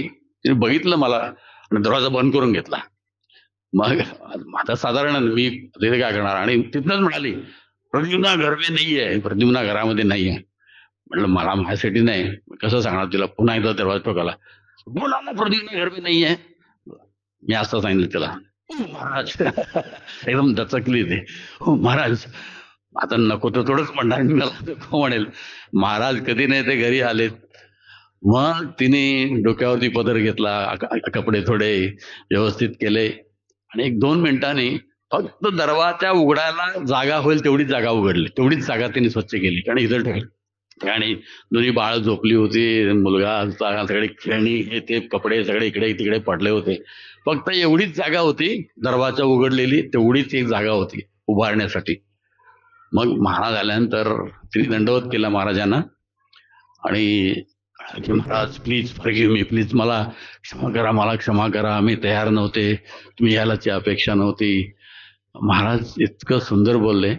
महाराज म्हणाले की I have not come to see your mess, I have come to see you. त्याच्यामध्ये खूप मोठा गंभीरार्थ आहे, गर्भितार्थ आहे. काय आहे की गुरु महाराज ज्यावेळेला आपल्याला बघतात, हे आपल्याला बघतात, आपली हृदयातली मेस बघत नाहीत, आपल्या हृदयातले अनर्थ बघत नाहीत, आपली भौतिक काय आहे ते बघत नाहीत. गुरु काय बघतो, तुमची प्रगती किती झालेली आहे अध्यात्मामध्ये. इतर त्याच्याशी काहीच कारण नाही त्यांना. तुमचं घर कसं आहे, तुमची स्वच्छता कशी आहे. अर्थात आपलं घर स्वच्छ असलं पाहिजे, कारण वैकुंठ आहे. पण गुरु महाराज बघताना काय बघतात की I have come to see you, not your mess. आणि ह्या दृष्टीने जर आपण गुरु महाराजांच्या समोर ज्यावेळेला जातो, तर गुरु महाराज आपलं हृदय बघतात, बाकीचं काय बघत नाहीत. आपल्या हृदयामध्ये भक्ती किती आहे, आपण भगवान अंतःकरणापासून भगवंताच्या भक्तीमध्ये किती प्रगती केलेली आहे. अन्यथा काही काही वेळेला असेही प्रसंग मी तुम्हाला सांगेन की गुरु महाराजांनी आपल्या घरी यावं, असं प्रत्येकाची इच्छा असते. तर असे आम्ही हजारो घरांच्या मध्ये महाराजांच्या बरोबर गेलोय. 1-2 प्रसंग सांगतो तुम्हाला. एकदा पुण्यामध्ये मी ज्यावेळेला मंदिरचा अध्यक्ष होतो, त्यावेळेला तो भक्त होता, नुकतीच त्याने दीक्षा घेतली होती, आणि त्यांनी आम्हाला घरी बोलवलं त्याच्या. तर आम्ही त्याच्या घरी गेल्यानंतर तो सगळं घर दाखवत होता की हे असं आहे, हे तसं आहे, हे तसं आहे. आणि शेवटी काय कोणाला माहोत, त्यांनी बाथरूमचा दरवाजा उघडला की म्हणाला की माझं जे टॉयलेट आहे हे मी 1,00,000 रुपये खर्च करून इटलीमधनं आणलंय, आता ते गुरु महाराजाला सांगायची काय गरज आहे. तर तसे टॉयलेटमध्ये गुरु महाराजांना काय इंटरेस्ट आहे. म्हणजे तुम्हाला सांगतो काय काय दाखवतात महाराजांना, त्याची काय कर्तव्य द्यायची. महाराजांनी बघितली, हो व्हेरी नाईस, व्हेरी नाईस. नंतर माझ्या खांद्यावर हात ठेवून महाराज म्हणतात, does it make any difference. त्यांनी काही फरक पडतो का. आता कोणाला काय दाखव. असं आणखी एका घरामध्ये, अशी माझ्याकडे शेकडो उदाहरण आहेत. आणखी एका घरामध्ये गेलो होतो आम्ही, आणि ते घर जे आहे तो भक्त एवढा म्हणजे दुराग्रही होता अगदी. म्हणजे कसं काय म्हणतात त्याला, इको फ्रेंडली, म्हणजे वातावरणपूरक घर बांधलेलं त्याने. असं वातावरणपूरक घर बांधलं होतं. तो महाराजांना सांगत होता की फक्त सिमेंट आम्ही खाली ह्याला काय म्हणतात पाया आहे तिथे सिमेंट वापरलेलं आहे, आणि कुठेही सिमेंट नाही, सगळं मातीचं बनवलेलं आहे, विटा मातीच्या स्वतःच करून वापरलेल्या. नंतर ते खांब जे आहेत ते सगळे लाकडी खांब आहेत, आणि त्यानंतर कौलारू घरं आहेत, आणि ज्या तुळ्या ज्या आहेत त्या पण सगळ्या लाकडाच्या आहेत. आणि ही तुळी इकडनं आणली, हा दगड इकडनं आणला, सगळं वर्णन 1 तास करत होता. आणि नंतर आमच्या घरचा स्वयंपाक सुद्धा अगदी वैदिक पद्धतीने बनतो, चुलीवरती, शेणी आणि लाकडावरती, मातीच्या भांड्यामध्ये, आणि गार्डनमध्ये वाढवलेल्या आमच्या भाज्या आहेत. एवढं सगळं वर्णन, एवढं सगळं इको फ्रेंडली. तर महाराजांनी सगळं 2 तास त्याचं 1 तास घर बघून नंतर प्रसाद वगैरे घेतला, हे असं, हे तसं, ही भाजी अशी, ही भाजी अशी उगवली, हे वगैरे सगळं झाल्यानंतर ज्या वेळेला जायला निघालो, त्यांनी एक मॅगझिन दाखवलं महाराजांना. तर ते मॅगझिन होतं की इंटरनॅशनल इको फ्रेंडली हाऊसेस, म्हणजे सर्व जगभरातल्या प्रदूषणपूरक म्हणजे काय म्हणतात त्याला, पर्यावरणपूरक, पर्यावरण स्नेही घर जी आहेत त्याचं सगळ्याचं. आणि हे जे घर आहे हे टॉप पेज वरती होतं, म्हणजे बेस्ट, असं सगळ्यात सुंदर. तर महाराजांनी असं सगळं बघितलं आणि नंतर मॅगझिन त्याच्या हातामध्ये दिलं. महाराज म्हणाले की this is no more eco friendly, it has become ego friendly house. महाराज म्हणाले की हे पर्यावरण, काय म्हणतात, कुठला शब्द वापरला असतो, पर्यावरण पर्यावरण स्नेही नाही, हे काय झालेलं आहे, अहंकार स्नेही बनलेलं आहे. म्हणजे मी असं.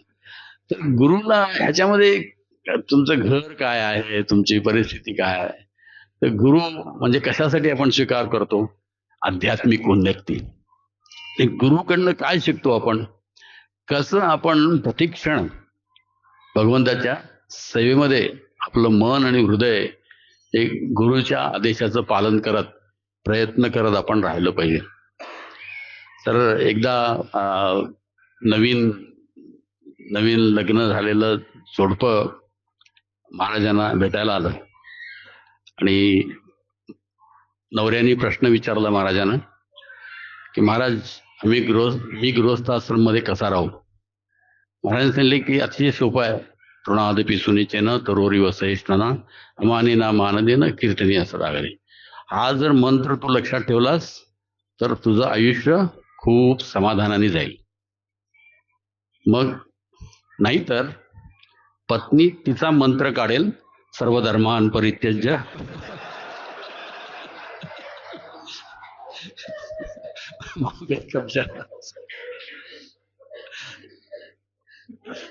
अरे कृष्णा, उपयोग करू नका याचा.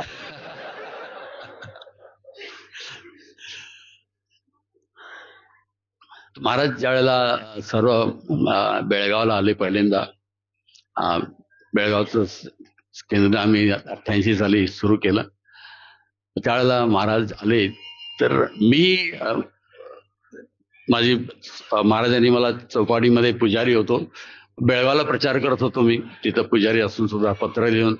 तर तिकडे काही भक्त 16 माळा जप करायला लागले. तर महाराज म्हणाले की तू बेळगावला प्रचार करतोयस, तर आता व्यवस्था केलेली आहे ती सगळी, नवीन बॅच आलेली आहे, त्यातल्या कोणाला तरी आपण तिथे बनवू, भक्त पुजारी करेल, आणि तू बेळगावला जा. तर माझ्याकडे काही नव्हतं, बेळगावला मी एकटाच आलो आणि राहायला पण जागा नाही. मग त्यावेळेला आमच्या घराच्या समोर एक मंदिर होतं, त्या मंदिरामध्ये राहायचो आम्ही आणि प्रचार करायचा. आणि त्याच्यानंतर आमचे भक्त जे आहेत ते वाढत गेले, 15, 20, 25, 50, 100. आणि महाराजांचा एक दिवस फोन आला की मी बेळगावला येतोय, तर मला स्वतःला राहायला जागा नाही, तर महाराजांची कशी व्यवस्था करणार. तरी पण आता येणार आहे म्हटल्यानंतर आनंदच आहे, म्हटलं काहीतरी व्यवस्था होईल, गुरु महाराजांची इच्छा आहे ते व्यवस्था होईल. मग महाराज अगदी एक आठवड्याने येणार होते. मग आमच्याच वाड्यामधले एक जुनं खोली होती, जवळजवळ 25 वर्ष कोणी वापरली नव्हती, ती खोली आम्ही सगळी साफ केली. आणि मला माहिती होतं की महाराज अतिशय सिंपल आहे, तर ती साफ करून शेणाने सारवून रंगवून एक चटई ठेवली, एक कुसं आणि महाराजांची सोलापुरी चादर ठेवली आणि टेबल ठेवलं, खुर्ची, भागवतम सेट, प्रभुपादांचं पिक्चर आणि राधा वृंदावन चंद्र टेबलावर ठेवलं. अतिशय सिंपल, त्याच्याविषयी काहीच नव्हतं. आणि असं राहिल्यानंतर महाराज तिथं राहायला आले. आणि सकाळी आम्ही उठलो तर त्या देवळातच आम्ही मंगल आरती केली. आणि प्रत्येक घराच्या बाहेर तुळशी असते, तर त्या मंदिराच्या बाहेर पण तुळशी होती, तिकडे तुळशी आरती केली.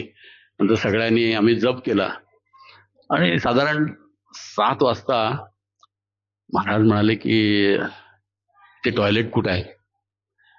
आता महाराजांना टॉयलेट वेगळं तर नाही आहे, 18 कुटुंब राहणारी वाडी होती आणि प्रत्येक घरामध्ये 3-4 म्हणजे तुम्ही विचार करा किती लोक तिथे होती, जवळ 50-60च्या वरती. आणि ही सगळी सकाळी 7 वाजता म्हणजे किती लाईन.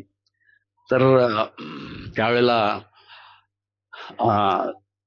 आशियन पेंट्स टंबरेल घेऊन महाराजांना घेऊन महाराज म्हणाले की, महाराजांना म्हटलं फॉलो मी. मी पुढे गेलो. महाराजांनी मग तिकडे गेल्यानंतर बघितलं 5 जण लाईन मध्ये उभे आहेत आणि संडास 2च. आणि म्हटलं की आता काय सांगणार. महाराज म्हणतात की ही लोक कशासाठी उभी आहेत. तर महाराज म्हणले, महाराजांना सांगितलं की तुम्ही ज्याच्यासाठी आलाय त्याच्यासाठी. मग मी माझा तिथे अशियन पेंटचा डब्बा ठेवला आणि मग महाराज तिकडे उभारून, आणि तिकडे खूप छान असतं मध्ये क्रिकेट खेळेल. आम्ही तिथं क्रिकेट खेळायचो, म्हणजे भक्तपणाच्या अगोदर तिथे आम्ही क्रिकेट खेळायचो. गोविंद प्रभू आमच्या टीम मध्ये होता त्यावेळेला. तर तिथे क्रिकेट एवढं मोठं होतं ते, म्हणजे कमीत कमी एक 50 फुटाचं अंतर होतं. आणि मस्त पारिजातचं झाड होतं, त्याच्या बाजूला जांभळाचं झाड होतं, त्याच्या बाजूला पपईचं झाड होतं, त्याच्या खाली जास्वंदीची फुलं होती, या बाजूला फणसाचं झाड होतं, इकडे पेरूचं झाड होतं, आणि आम्ही त्याला कर्नाटकात चिच्चू म्हणतो, म्हणजे लहानशी बारीक बारीक फळं, त्याची झाडं असं होती. तर महाराजांनी सगळं असं मी दाखवलं. आणि तो सीझन होता पारिजातचा.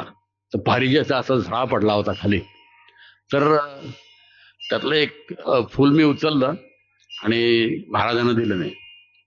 तर महाराजांनी असं लावलं आणि वास घेतला की महाराज दिस इज पारिजात. की महाराजांनी पहिल्यांदा पारिजात बघितला, किंवा त्यांना माहिती नव्हतं हा पारिजात म्हणून. हो पारिजात. वास घेत म्हणाले की now I know why Krishna went to Indra's kingdom to bring this for Satyabhama. म्हणजे कृष्ण का इंद्रदेव ह्याच्या वरती गेले आणि पारिजात आणला.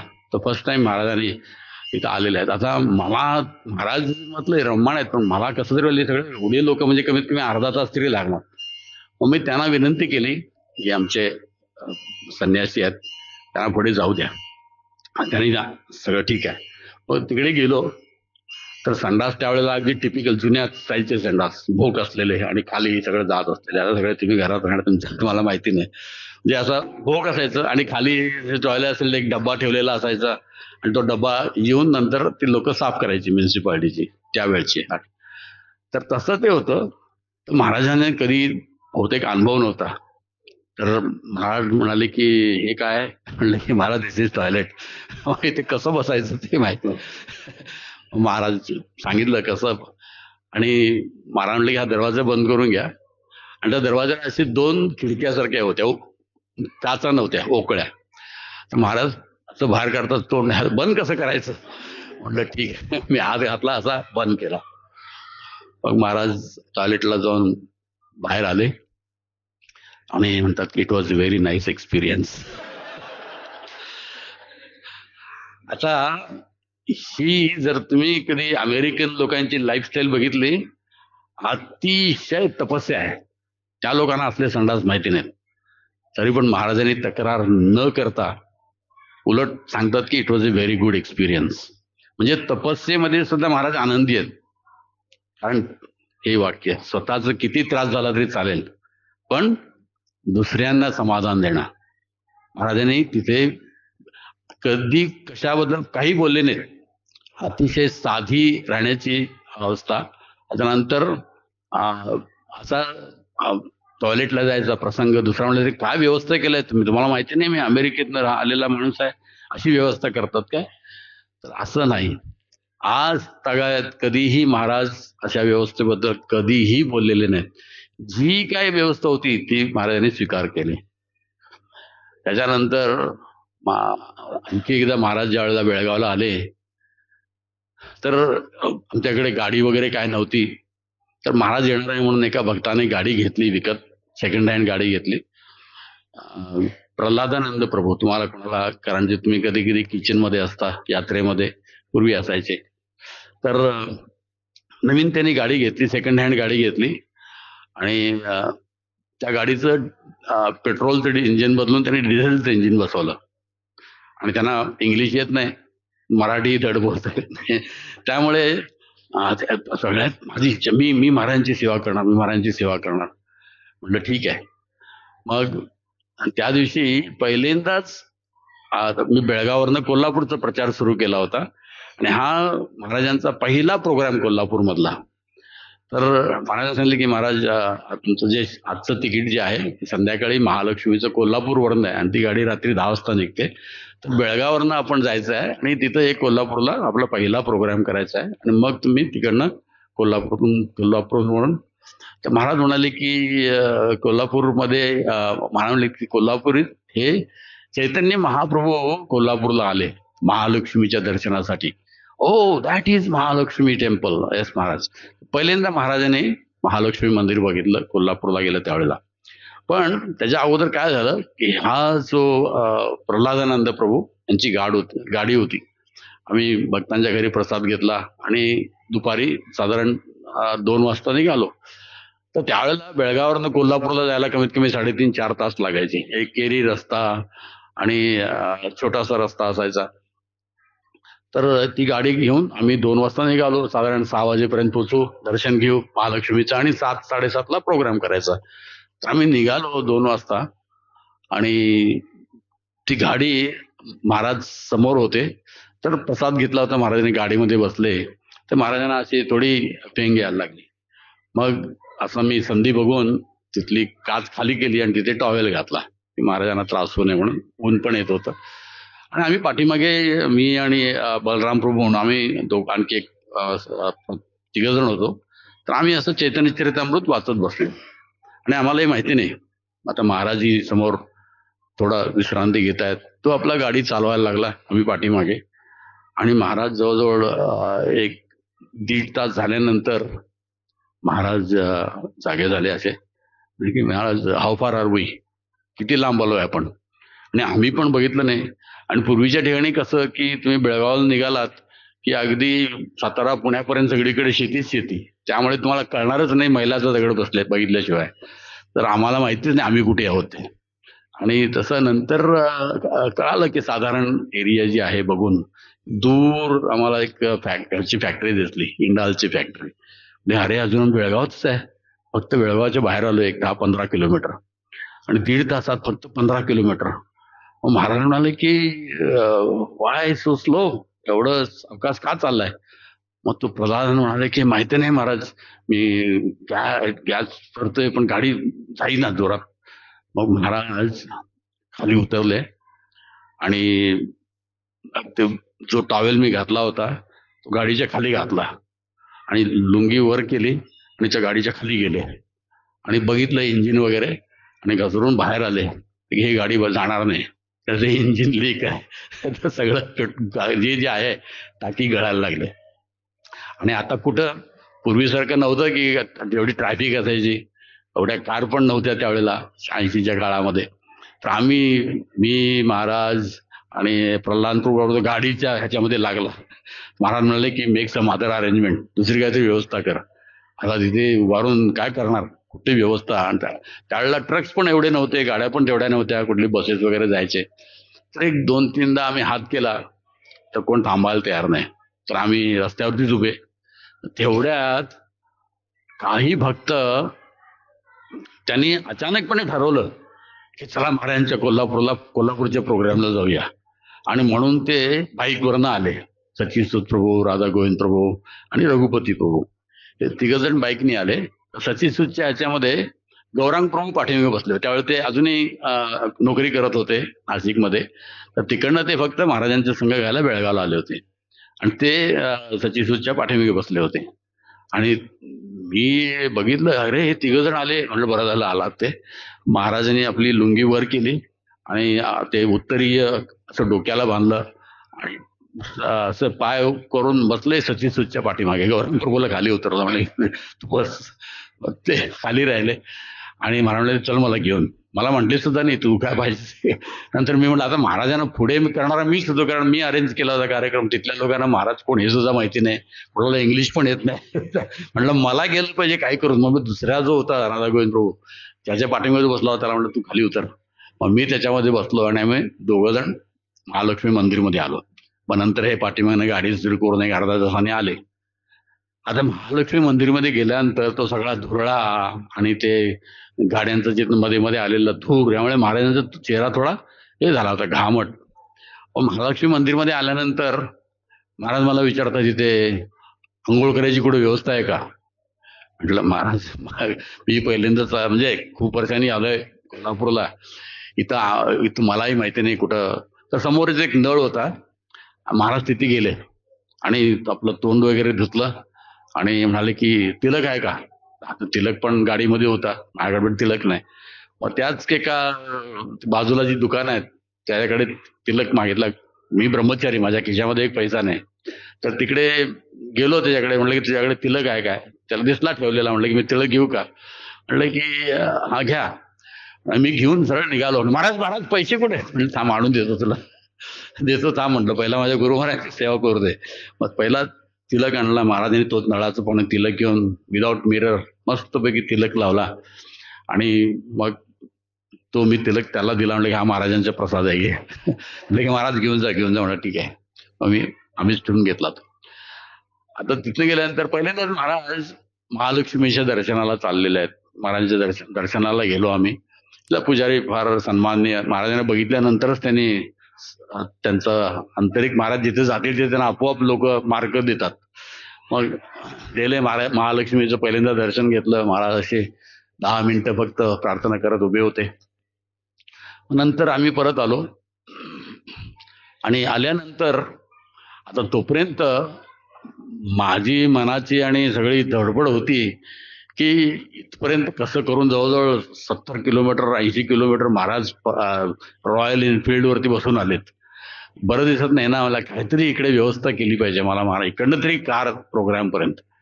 म्हणून मी तिथं वृंदावन आनंद म्हणून जो तिथे प्रचाराला सुरुवात केला, त्याला तो आला होता.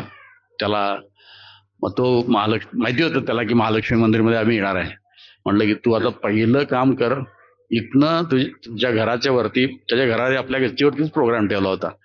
मग तिकडनं फक्त तिथपर्यंत जायसाठी काही कर, महाराजांना एक चांगली कार अरेंज कर. म्हणाले की ठीक आहे. मग तो एक आफ्रिकेमधनं एक लाईफ मेंबर आले होते, इस्कॉनचे डॉक्टर होते. तर त्यांची अगदी नवीन टोयोटा गाडी होती, अगदी प्लॅस्टिक सुद्धा काढलं नव्हतं, एवढी नवीन गाडी. त्याला ह्याने सांगितलं जाऊन, असं असं आमचे गुरु महाराज आहेत, त्यांना महालक्ष्मी मंदिरपासनं आपल्या प्रोग्राम पर्यंत घेऊन जायला गाडी पाहिजे तुमची, तुम्ही देऊ शकाल का? त्याला आनंद झाला, अरे साधू माझ्या गाडीमध्ये बसणार आहे. त्यांनी गाडी दिली. म्हणाल की मी स्वतः ड्रायव्हिंग करतो. ठीक आहे. तो आला गाडी घेऊन. आणि मग महाराजांचं दर्शन वगैरे व्यवस्थित झालं. आणि मग महाराज म्हणले की महाराज आता आम्ही ह्या गाडीतून जाणार. महाराज म्हणतात की आर यू शुअर, तुला खात्री आहे का ही गाडी घेऊन जाईल मला तिथपर्यंत? म्हटलं महाराज इट्स न्यू कार, ही नवीन गाडी आहे. मग म्हणाले ठीक आहे. महाराज बसले आणि ती गाडी व्यवस्थित जाऊन पोचली प्रोग्रामला. प्रोग्रामला गेल्यानंतर महाराजांनी अगदी जय राधा माधव वगैरे कीर्तन केलं. आणि श्लोक कुठला घेतला? देहिनोऽस्मिन् यथा देहे कौमारम यौवनम जरा. आणि उदाहरण देताना महाराज म्हणाले की आपण जे आहे शरीर वस्त्रासारखं आहे आणि आपण वस्त्र बदलतो, आत्मा तोच राहतो. जसं मी बेळगावला येताना पहिल्यांदा गाडीत बसलो, नंतर बाईकवरती बसलो, नंतर पुन्हा कारमध्ये बसलो, पण मी तोच राधानाथ स्वामी आहे. म्हणजे इतका त्रास झाला, पण त्याचं प्रत्यक्षिक उदाहरण महाराजांनी काय केलं? त्रास झालेलं सांगितलं नाही, पण उदाहरण म्हणून घेतलं की मी तोच आहे, फक्त वाहन बदललं. किती सोपं उदाहरण समजायला. आणि पण एक जोक म्हणून त्यांनी तो वापरला. पुढच्या वर्षी महाराज बेळगावला आले. आता 2-4 भक्तांच्याकडे गाड्या होत्या. त्यातला दुसरा एक भक्त होता बलराम. त्यांनी पण नवीनच गाडी घेतली होती आणि महाराजांसाठी तो शिकला खास गुरुची सेवा करायची म्हणून. आणि 3 दिवस राहिले महाराज. आणि आम्ही शेवटी बलराम प्रभूंच्या गाडीनं पुन्हा यावेळेला एअरपोर्टला जात होतो. तर गावातनं असं अगदी प्रोग्राम संपून 10 मिनिटं झाली आणि अशी गाडी एकदम आवाज करून थांबली रस्त्यामध्येच. आणि त्याला कळे ना का गाडी पुढे जाईना, का गाडी पुढे जाईना. तर एक्सिलेटर दाबायला, ब्रेक दाबा, सगळं काय करायला लागला, गाडी पुढेच जाईना करते. महाराजांनी पुन्हा त्याची खिडकीने असं खिडकीतनं वापरून बघितलं, तर म्हणाले की तुझ्या गाडीचं चाक बाहेर आलंय. आणि कदाचित महाराज तिथं बसले होते म्हणून ती गाडी थांबली. चाक जे आहे ह्याच्यामध्ये अडकून तिथं थांबली गाडी. तिथं गाडी तिथे थांबली नसती तर कुठे समोर झाडावरती जाऊन आदळली असते आणि महाराजांनाच काहीतरी झालं असतं. प्रत्यक्ष भगवंतानी, आम्ही तर त्यावेळेला म्हणलं की महाराज तुम्ही होतात म्हणून चाक जे आहे ते तिथेच थांबलं. तर ते चाक असं गरगळून गेलं असतं, गाडी जाऊन कुठेतरी समोरच्या झाडावरती आदळली असते. तर ही दुसऱ्यांदा अशी अवस्था झाली.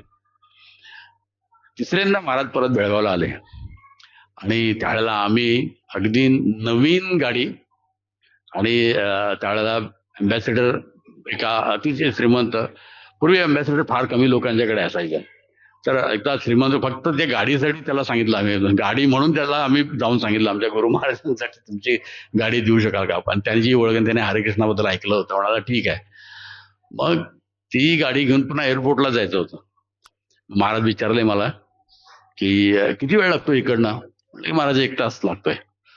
तर महाराज त्यावेळेला महाराजांना दुसऱ्यांना कसं नम्र करायचं हे बरोबर ठाऊक आहे. तर सगळ्यांच्या बरोबर सांगितले महाराज, आवर वृंदावन प्रभू is very good manager but he don't know how to arrange the car.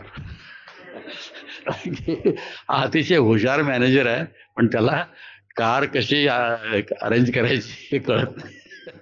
पण महाराज दिस टाइम, की महाराज म्हणाले की दिस टाइम, या वेळेला तर काय गाडीला झालं तर पुन्हा मी कधीही बेळगावला येणार नाही. पण असं म्हटले महाराज, काय थांबले नाहीत, यायचं म्हणणार नाही. भगवंताच्या कृपेनं त्यावेळेला काय झालं नाही. तर किती सिम्प्लिसिटी आहे की प्रचारासाठी महाराज हे सगळं सहन करायचं. नंतरच्या वेळेला महाराज आले. महाराज 1 आठवड्यासाठी आले. इतके खुश महाराज, बेळगाववरती खूप खुश होते. कारण आमचं कॉंग्रेगेशन प्रत्येक वेळेला महाराज येतील त्यावेळेला 100 वाढलेलं असायचं. तर यावेळेला जवळजवळ 1000 भक्त होते. 1 वर्षापूर्वी 10 सुरू केलं होतं आम्ही बेळगाव. 1000 लोक होती. महाराजांना खूप आनंद झाला. तर त्या जायच्या वेळेला आले होते 7 दिवसासाठी. पण 5व्या दिवशीच कृष्णचंद्र प्रभूंचा फोन आला की एका श्रीमंताच्या घरामध्ये फोन होता, त्याच्याकडे आला. महाराजांनी आम्ही दोघेही जाऊन त्याच्याकडे बोललो. तर तो फोन घ्यायसाठी आम्हाला जवळजवळ 10 मिनिटं चालत जावं लागलं, कारण त्यावेळेला सगळ्यांच्याकडे फोन नव्हते. 10 मिनिटं चालत गेलो त्या फोनवरती बोलायसाठी. तर सिरियस म्हणाले की कृष्णचंद्र प्रभूंचं काय बोलणं झालं माहिती नाही. महाराज एकदम सिरियस झाले. मला की वृंदावन प्रभू प्लीज फॉरगिव्ह मी, मला क्षमा कर. आलोय मी इथे 7 दिवसासाठी, मला पण आज संध्याकाळी जावंच लागेल. मग काय करणार. महाराजांचं तिकीट होतं 2 दिवसांनी, रेल्वेचंच होतं. त्यावेळेला आमच्याकडे पैसा नव्हता विमानाने न्यायचं, रेल्वेचंच तिकीट होतं. मग महाराज म्हणलं की, आणि मे महिन्यामध्ये ज्या वेळेला शाळेच्या सुट्ट्या असतात, गरमी असते, रिझर्वेशन मिळत नाही, अशा वेळेला महाराजांना जायचं होतं. म्हणलं की महाराज एवढा एकच उपाय आहे की आपण बस स्टँडवरती जाऊ आणि तिथे बघू कुठली बस मिळते का. तर पूर्वीची बस स्टँड तुम्हाला माहिती आहे, सगळे लोक भिड्या प्यायचे, पान खाऊन थुकायचे. इकडे आता थोडा मोदी आल्यापासून बस स्टँड, रेल्वे स्टेशन थोडे स्वच्छ झालेत.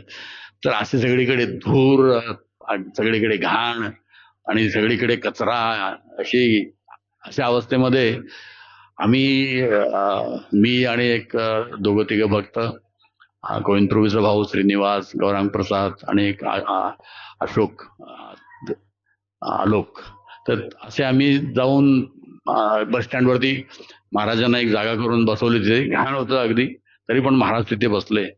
आणि महाराजांना थोडंच सांगणार आहे तुम्ही जाऊन गाडी असे पकडा हे वगैरे. आणि आम्ही बघितल्या सगळ्या गाड्या पॅक झालेल्या, सगळे. एकही माणूस, तुम्हाला माहिती आहे कशी लोक जातात, एकही माणूस उभा राहायला जागा नाही. तर असे 1 गेली, 2 गाड्या, 3 गाड्या गेल्या. रात्री 10 वाजले, 11 वाजले तरी कुठली गाडी मिळेना. मग ह्या दोघांनी जाऊन ते गेट असते तिकडेच गेले आणि बाहेर येणाऱ्या गाड्या असतात त्याच्यामधनं कोणतरी उतरणार असतं, म्हणून ते गाडीला लटकत आले आणि अशा त्यांना 2 जागा मिळाल्या. तर त्यावेळेला गोविंद प्रभू आले होते बेळगावला महाराजांच्या बरोबर. गोविंद प्रभू आणि महाराज 2 जण बसने गेले. तर कशी जागा मिळावी, आता ही पूर्वीची गाडी आहेत बरं का, लाल गाड्या, खडखड खडखड आवाज करणारे खिडक्या, नंतर फाटलेले पत्रे, फाटलेले सगळे सीट. महाराजांना जागा जी मिळाली ही पाठीमागच्या सीटवरती, बरोबर तिथं तुम्हाला पाय पण सोडून बसता येत नाही, तिथं महाराज खिडकीमध्ये बसले आणि बाजूला गोविंद प्रभू. त्यावेळेला पानं त्या खिडकीतनं सगळे थुकायचे, म्हणजे पूर्वी तेवढी काय हे नव्हती. आणि सगळेजण खिडक्यातनं तोंड बाहेर करून ते थुकणार, कधी ते पाठीमागे बसलेल्या पॅसेंजरच्या ह्याला येणार. तर महाराज अशा अवस्थेमध्ये, आणि सगळेजण बिड्या फुकायचे, सिगरेट फुकायचे. तर असं महाराज जवळजवळ 14 तासाचा प्रवास करून महाराज चौपाटीमध्ये आले. तर त्यावेळेला आता आम्हाला सवय आहे सगळी अशी जायची. भारतीय लोकांना वाटलं आम्हाला काय, हा थोडी तपस्या आहे, ठीक आहे. पण ज्यावेळेला मी अमेरिकेला गेलो, ह्या सगळ्या गोष्टी, महाराजांनी दिलेला त्रास, अक्षरशः माझ्या डोळ्यात पाणी आलं की किती त्रास आम्ही महाराजांना दिलाय. की असं सुखवस्तू आयुष्य, महाराज भक्त म्हणून पण तिकडे राहू शकले असते अमेरिकेमध्ये, न्यू वृंदावनमध्ये किंवा चिकागोमध्ये किंवा न्यूयॉर्कमध्ये. तिथल्या गाड्या, तिथली घरं आणि तिथल्या व्यवस्था, म्हणजे आपल्या श्रीमंताच्या घरी मिळणारे जसे तिथे कॉमन लोकांच्याकडे आहे. एवढं सगळं सोडून महाराज भारतामध्ये आले आणि आम्ही त्यांच्यासाठी काही करू शकत नाही, त्यांना पाहिजे तशी म्हणजे सुविधा देऊ तर शकतच नाही. तरी महाराज काही न बोलता आजपर्यंत एकाही शब्दात महाराजाच्याबद्दल काय बोलले नाही. तरी अशा सगळ्या तपस्येमधनं, सगळ्या अवस्थेमधनं महाराज यांनी चौपाटीचं मंदिर उभे केलं. जे बेळगाव सुरू केलं, त्यानंतर कोल्हापूर, पालघर, नाशिक, दादर, या सगळ्या अनेक मंदिरं त्या चौपाटीच्या माध्यमातून आम्ही सगळ्यांनी सुरू केली. अशा अतिशय तपस्यामध्ये महाराज राहिले. तर महाराजांची सेन्सिटिव्हिटी काय म्हणतात, त्या सेन्सिटिव्हिटीला माझा ट्रान्सलेटर बसलाय.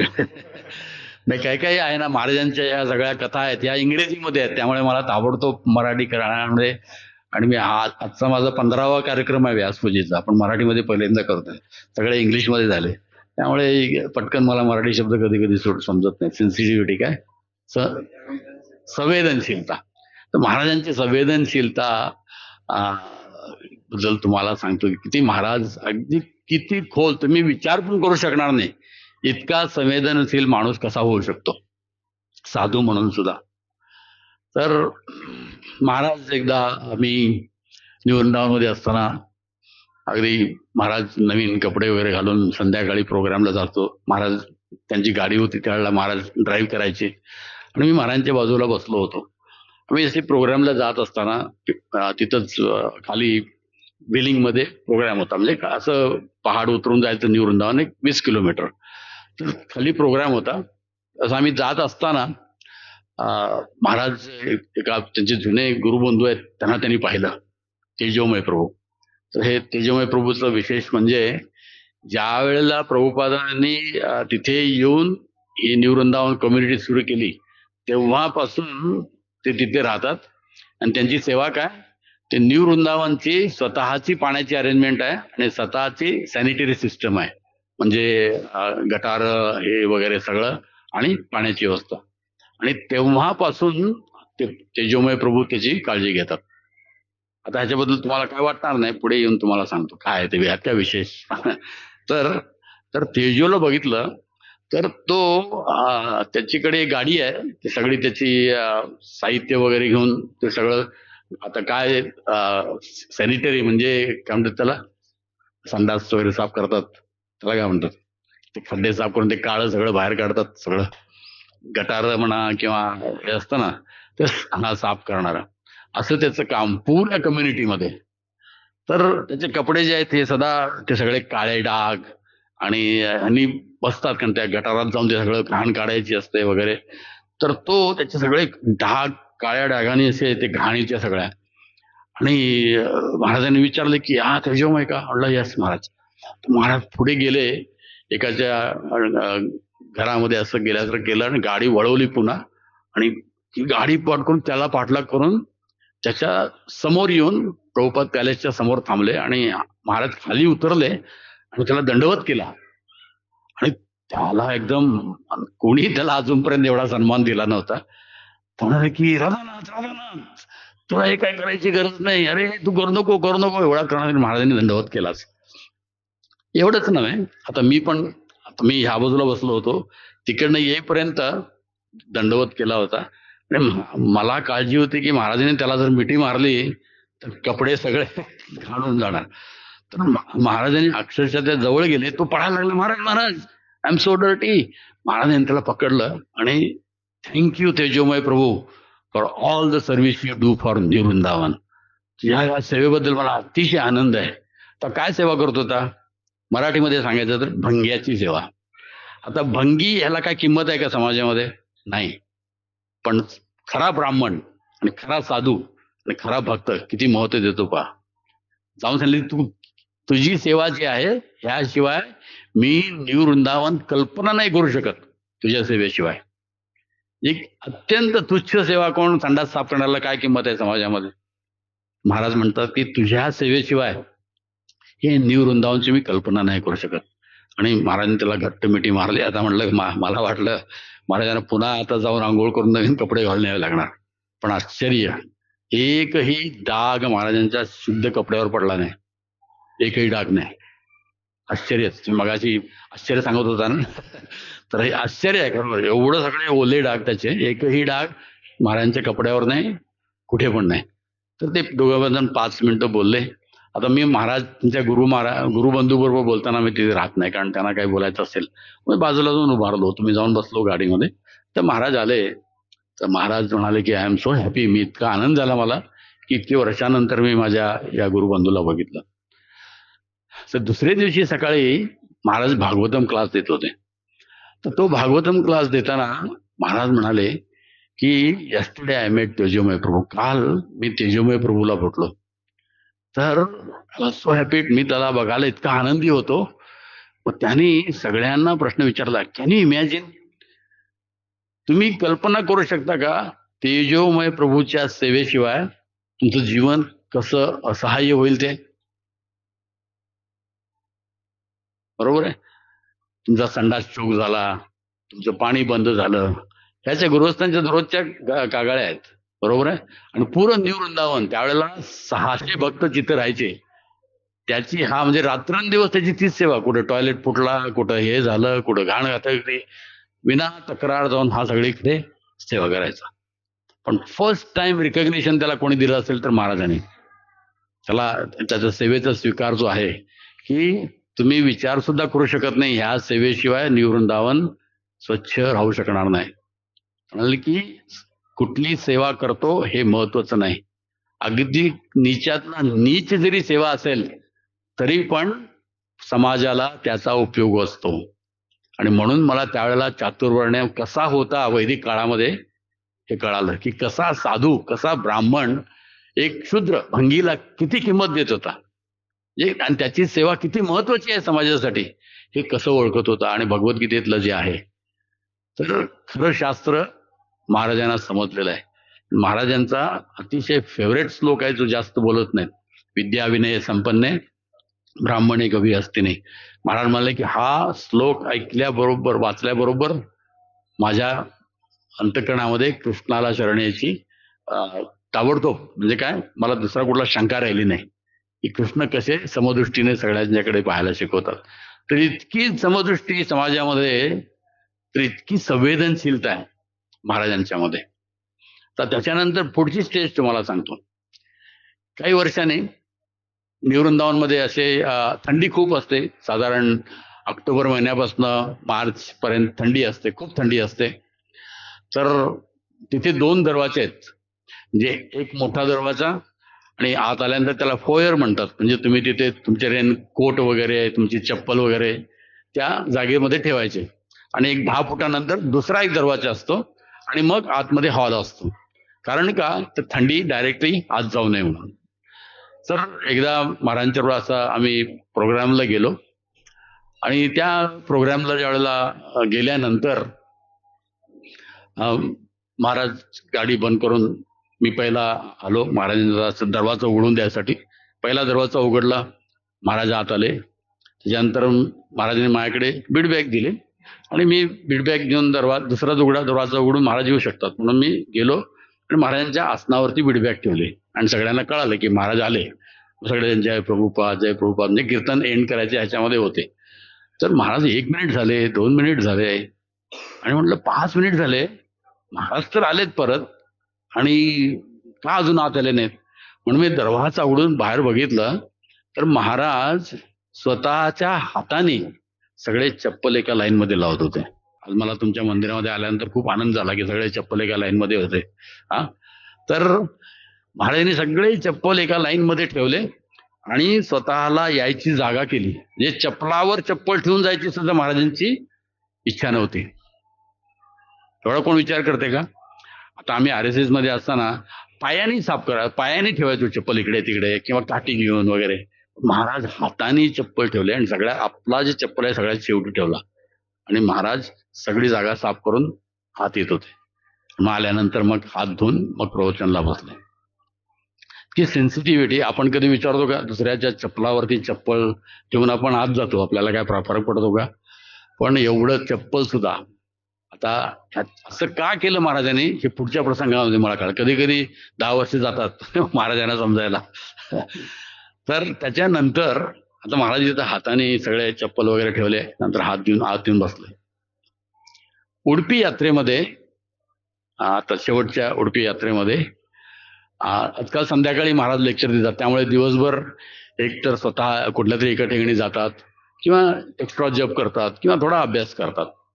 तर मी त्या दिवशी गेलो नाही आणि मी उडपी कृष्ण मंदिरमध्ये दर्शन घेऊन असं रूममध्ये परत जात होतो आणि महाराज पण येत होते.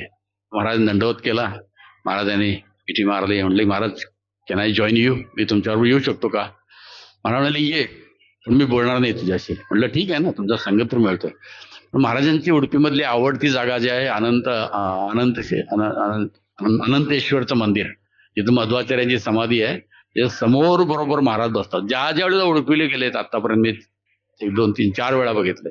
तर अनंतेश्वरचं मंदिर जे आहे मध्वाचार्यांच्या खिडकी समोर, तिथे बसून महाराज अगदी जप करतात. एकाग्र चित्तानं मध्वाचार्यांच्या खिडकीतनं बघतात, तिकडे जप करतात. मी एक 10 फुटावरती बसलो होतो. तर महाराजांनी जवळजवळ 3.5-4 तास जप केला तिकडे आणि दुपारी 2च्या वेळेला आम्ही 2 जण परत येत होतो. मग सगळ्या यात्रेतले लोक परत येत होते. तर एक माताजी जी होती ते हाय सँडल्स होते असे, तर तिला अरे महाराज एकटेच आहेत, त्यांना भेटायला आपल्याला जायला हरकत नाही म्हणून ती अशी पळत पळत येत होती. पण ते सँडल असल्यामुळे तुले पाय तिचे इकडे तिकडे व्हायचे. म्हणजे महाराजांच्या ज्या वेळेस समोर आली त्यांनी चप्पल काढले आणि पायाने असे बाजूला फिरकावून दिले आणि महाराजांच्या समोर महाराज रागाने तिच्याकडे बघितले. म्हणलं तू असं काय केलंस? तुला पहिल्यांदा कळालं नाही? Maharaj I am sorry. काय केलं? की पायाला चपलांना लात मारून केलीस. आता किती विचार बघा ह्याच्यामध्ये. महाराज म्हणतात की can you imagine your life without shoes? चप्पलाशिवाय तुमचं जीवन तुम्ही विचार करू शकता का? घरातनं बाहेर पडल्यानंतर पहिली गोष्ट कुठली पाहिजे आपल्याला? चप्पल. म्हणलं की वाय डिड यू किक? ते तुला संपूर्ण यात्रेमध्ये घेऊन जातात, मंदिरमध्ये घेऊन जातात, तुझ्या पायाची काळजी घेतात. यू शुड नॉट ऑफेंड, त्याचा अपराध करायचा नाही. त्यावेळेला मला कळलं की महाराज चप्पल पायाने का ठेवत नव्हते, हाताने का ठेवत होते. आणि एवढी सेन्सिटिव्हिटी. मग त्यावेळेला कळालं की शुद्ध भक्त कृष्ण लीला सगळीकडे कशा पाहतो. तुम्हाला हा प्रसंग आठवल्यावरती महाराज चप्पलाला एवढी किंमत का देतात, त्याच्यावरून कुठला प्रसंग आठवला का? कृष्ण स्वतः नंद महाराजांचे चप्पल डोक्यावरती घेऊन जातात. म्हणजे चप्पल सुद्धा आध्यात्मिक आहेत. जे चप्पल तुम्हाला मंदिरात आणतात ते चप्पल सुद्धा, तुम्हाला आनंद झाला असेल ना दोघा भावांना, बरोबर आहे? ते चप्पल सुद्धा आध्यात्मिक आहेत. एवढी दृष्टी कुणाची आहे का? आतापासून तुम्हाला समजायला लागेल चप्पल सुद्धा आध्यात्मिक आहे. पण हे जोपर्यंत तुम्हाला माहित नव्हतं, एवढी सेन्सिटिव्हिटी, एवढा खोल विचार आपण कधी केलाय का कुठल्या गोष्टीच्या बाबतीत? नाही. म्हणून शुद्ध भक्त जो आहे ना, सगळीकडे वृंदावन बघतो. ज्याला सगळीकडे वृंदावन दिसतं, चप्पल सुद्धा त्याला या जगातले वाटत नाहीत. तर इतका अंतःकरणापासून महाराजांचा जो भाव आहे, तर असा भाव आपल्यामध्ये कधी येणार? महाराज सांगतात, महाराजांना मी एकदा विचारला प्रश्न की महाराज शुद्ध भक्त कोण? महाराज म्हणाले की 24 तास जो कृष्णाचं चिंतन करतो, सेवा करतो, तो शुद्ध भक्त. सोपं आधी उत्तर. 24 तास. आणि सोपं आहे ना 24 तास भगवंताचं चिंतन करणे. आणि गुरुचं मार्गदर्शन असेल तर ते आणखी सोपं होतं. कसं करायचं चिंतन? तर गुरु आपल्या उदाहरणावरनं शिकवतो 24 तास जप कसा करायचा, 24 तास चिंतन कसं करायचं. तर तुम्हाला 16 माळा जप करायचं रहस्य सांगतो महाराजांच्या एका स्टोरीवरनं.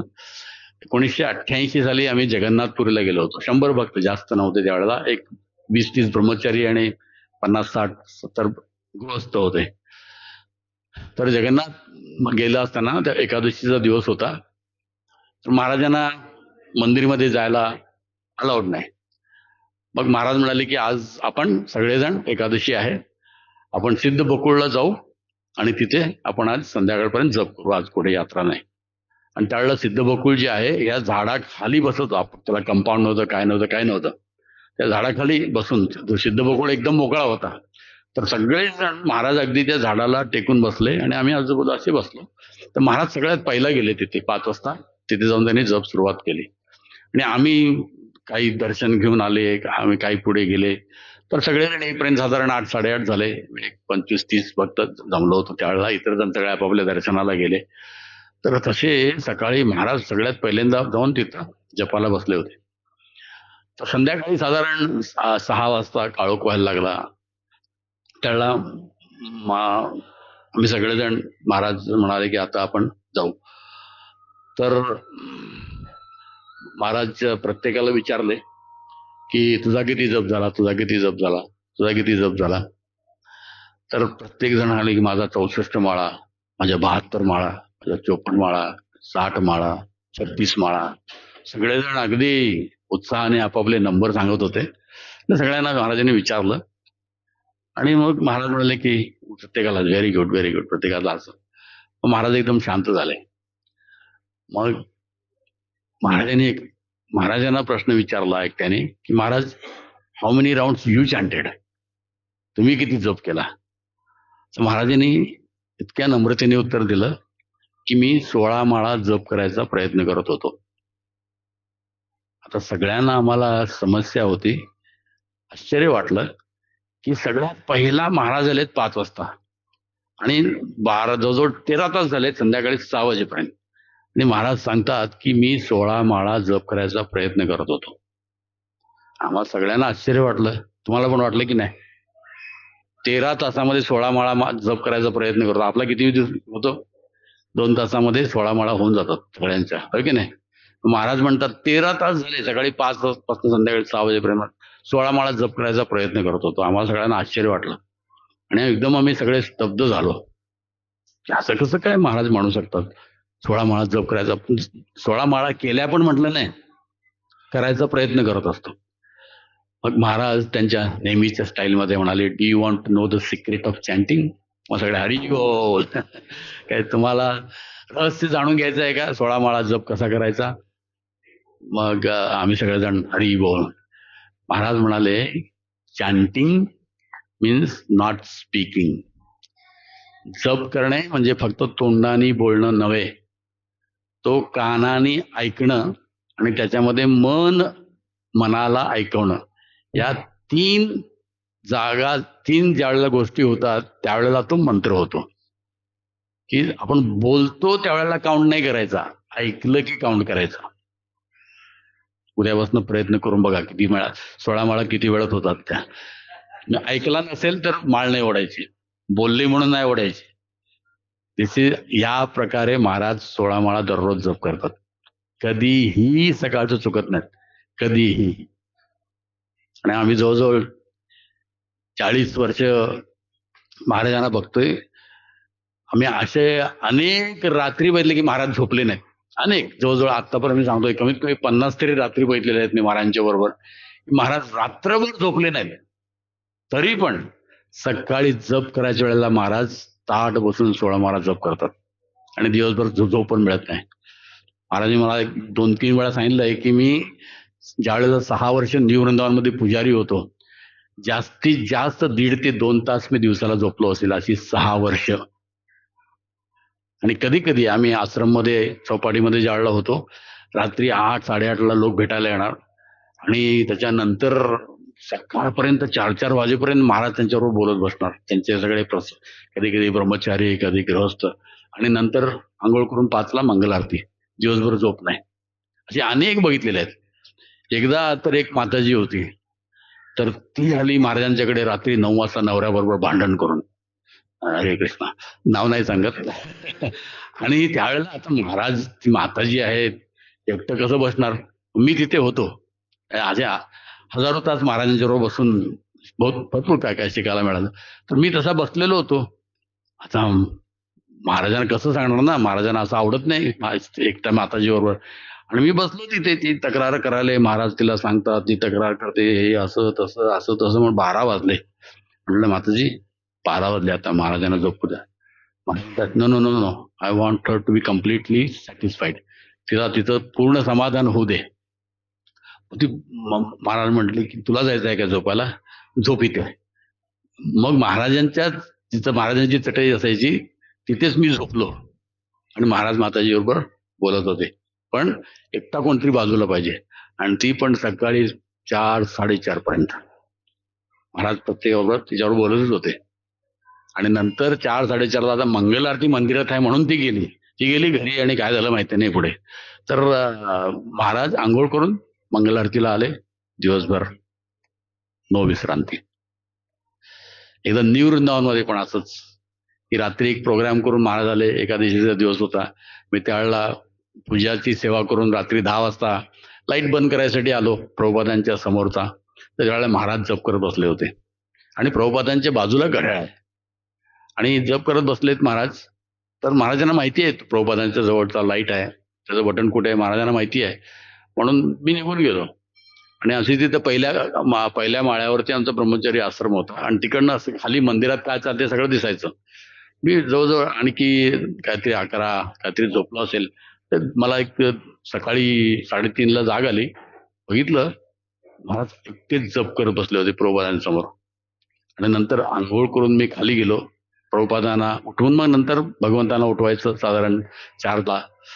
तर त्यावेळेला खाली ज्यावेळेला गेलं तर महाराज मला विचारतात, काय वेळ झाला, किती वाजले. तर हा प्रश्न विचारायचा तुम्हाला सांगतो. मग सांगितलं होतं की घड्याळ तिथेच आहे.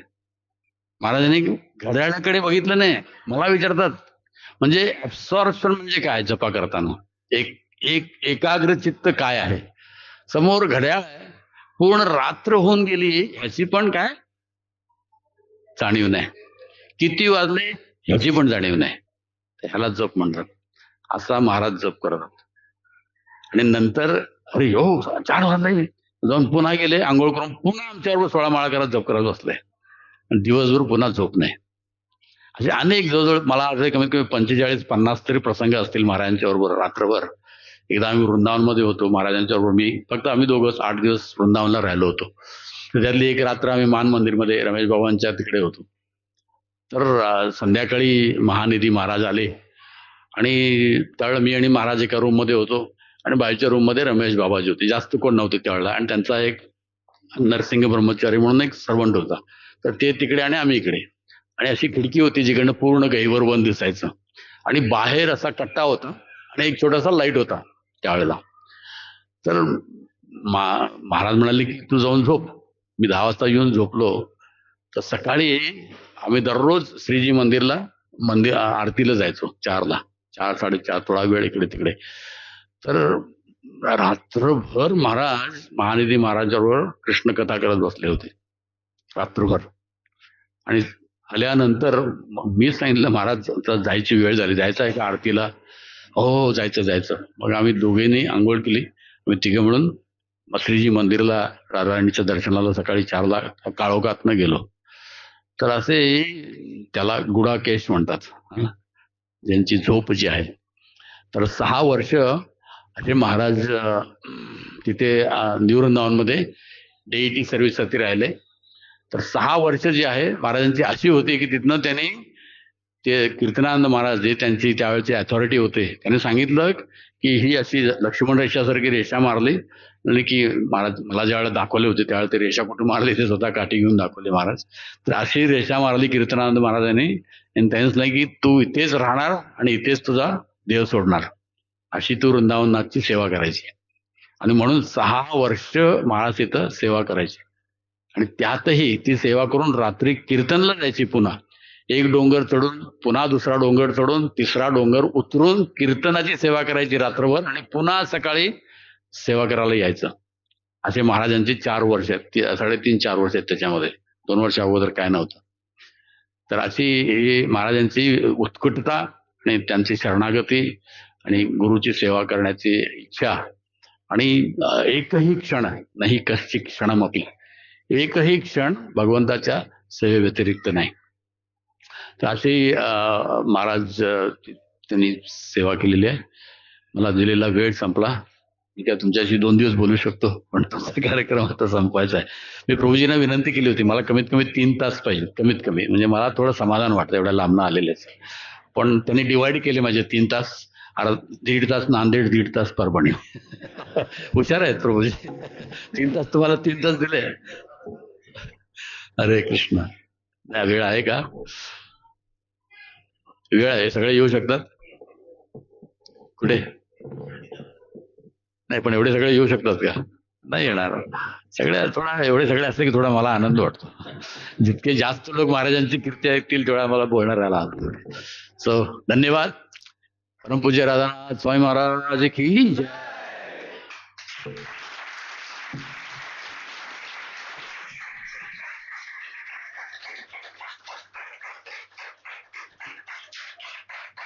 हरे कृष्ण. खूप धन्यवाद प्रभूजी. असं वाटत होतं की थांबूच नाही. आणि खूप सुंदर सुंदर लीला सांगत होते आणि त्यासोबत शिकवण पण देत होते. आपण कसं शिकू शकतो, काय याच्यातून धडा घेऊ शकतो. आणि एकदम मधुर आणि आपल्याला रिलेव्हंट आणि आपल्याला आपल्या प्रासंगिक असे असे त्या धडे देत होते.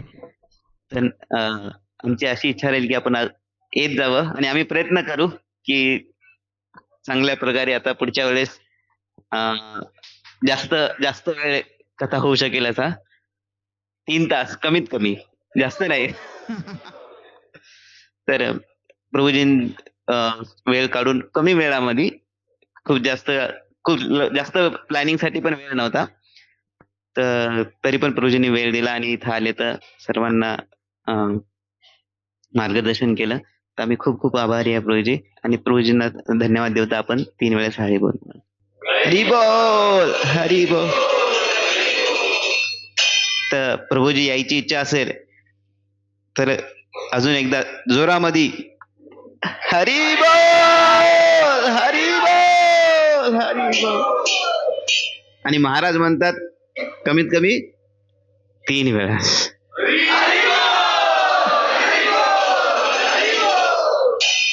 थँक्यू प्रभूजी.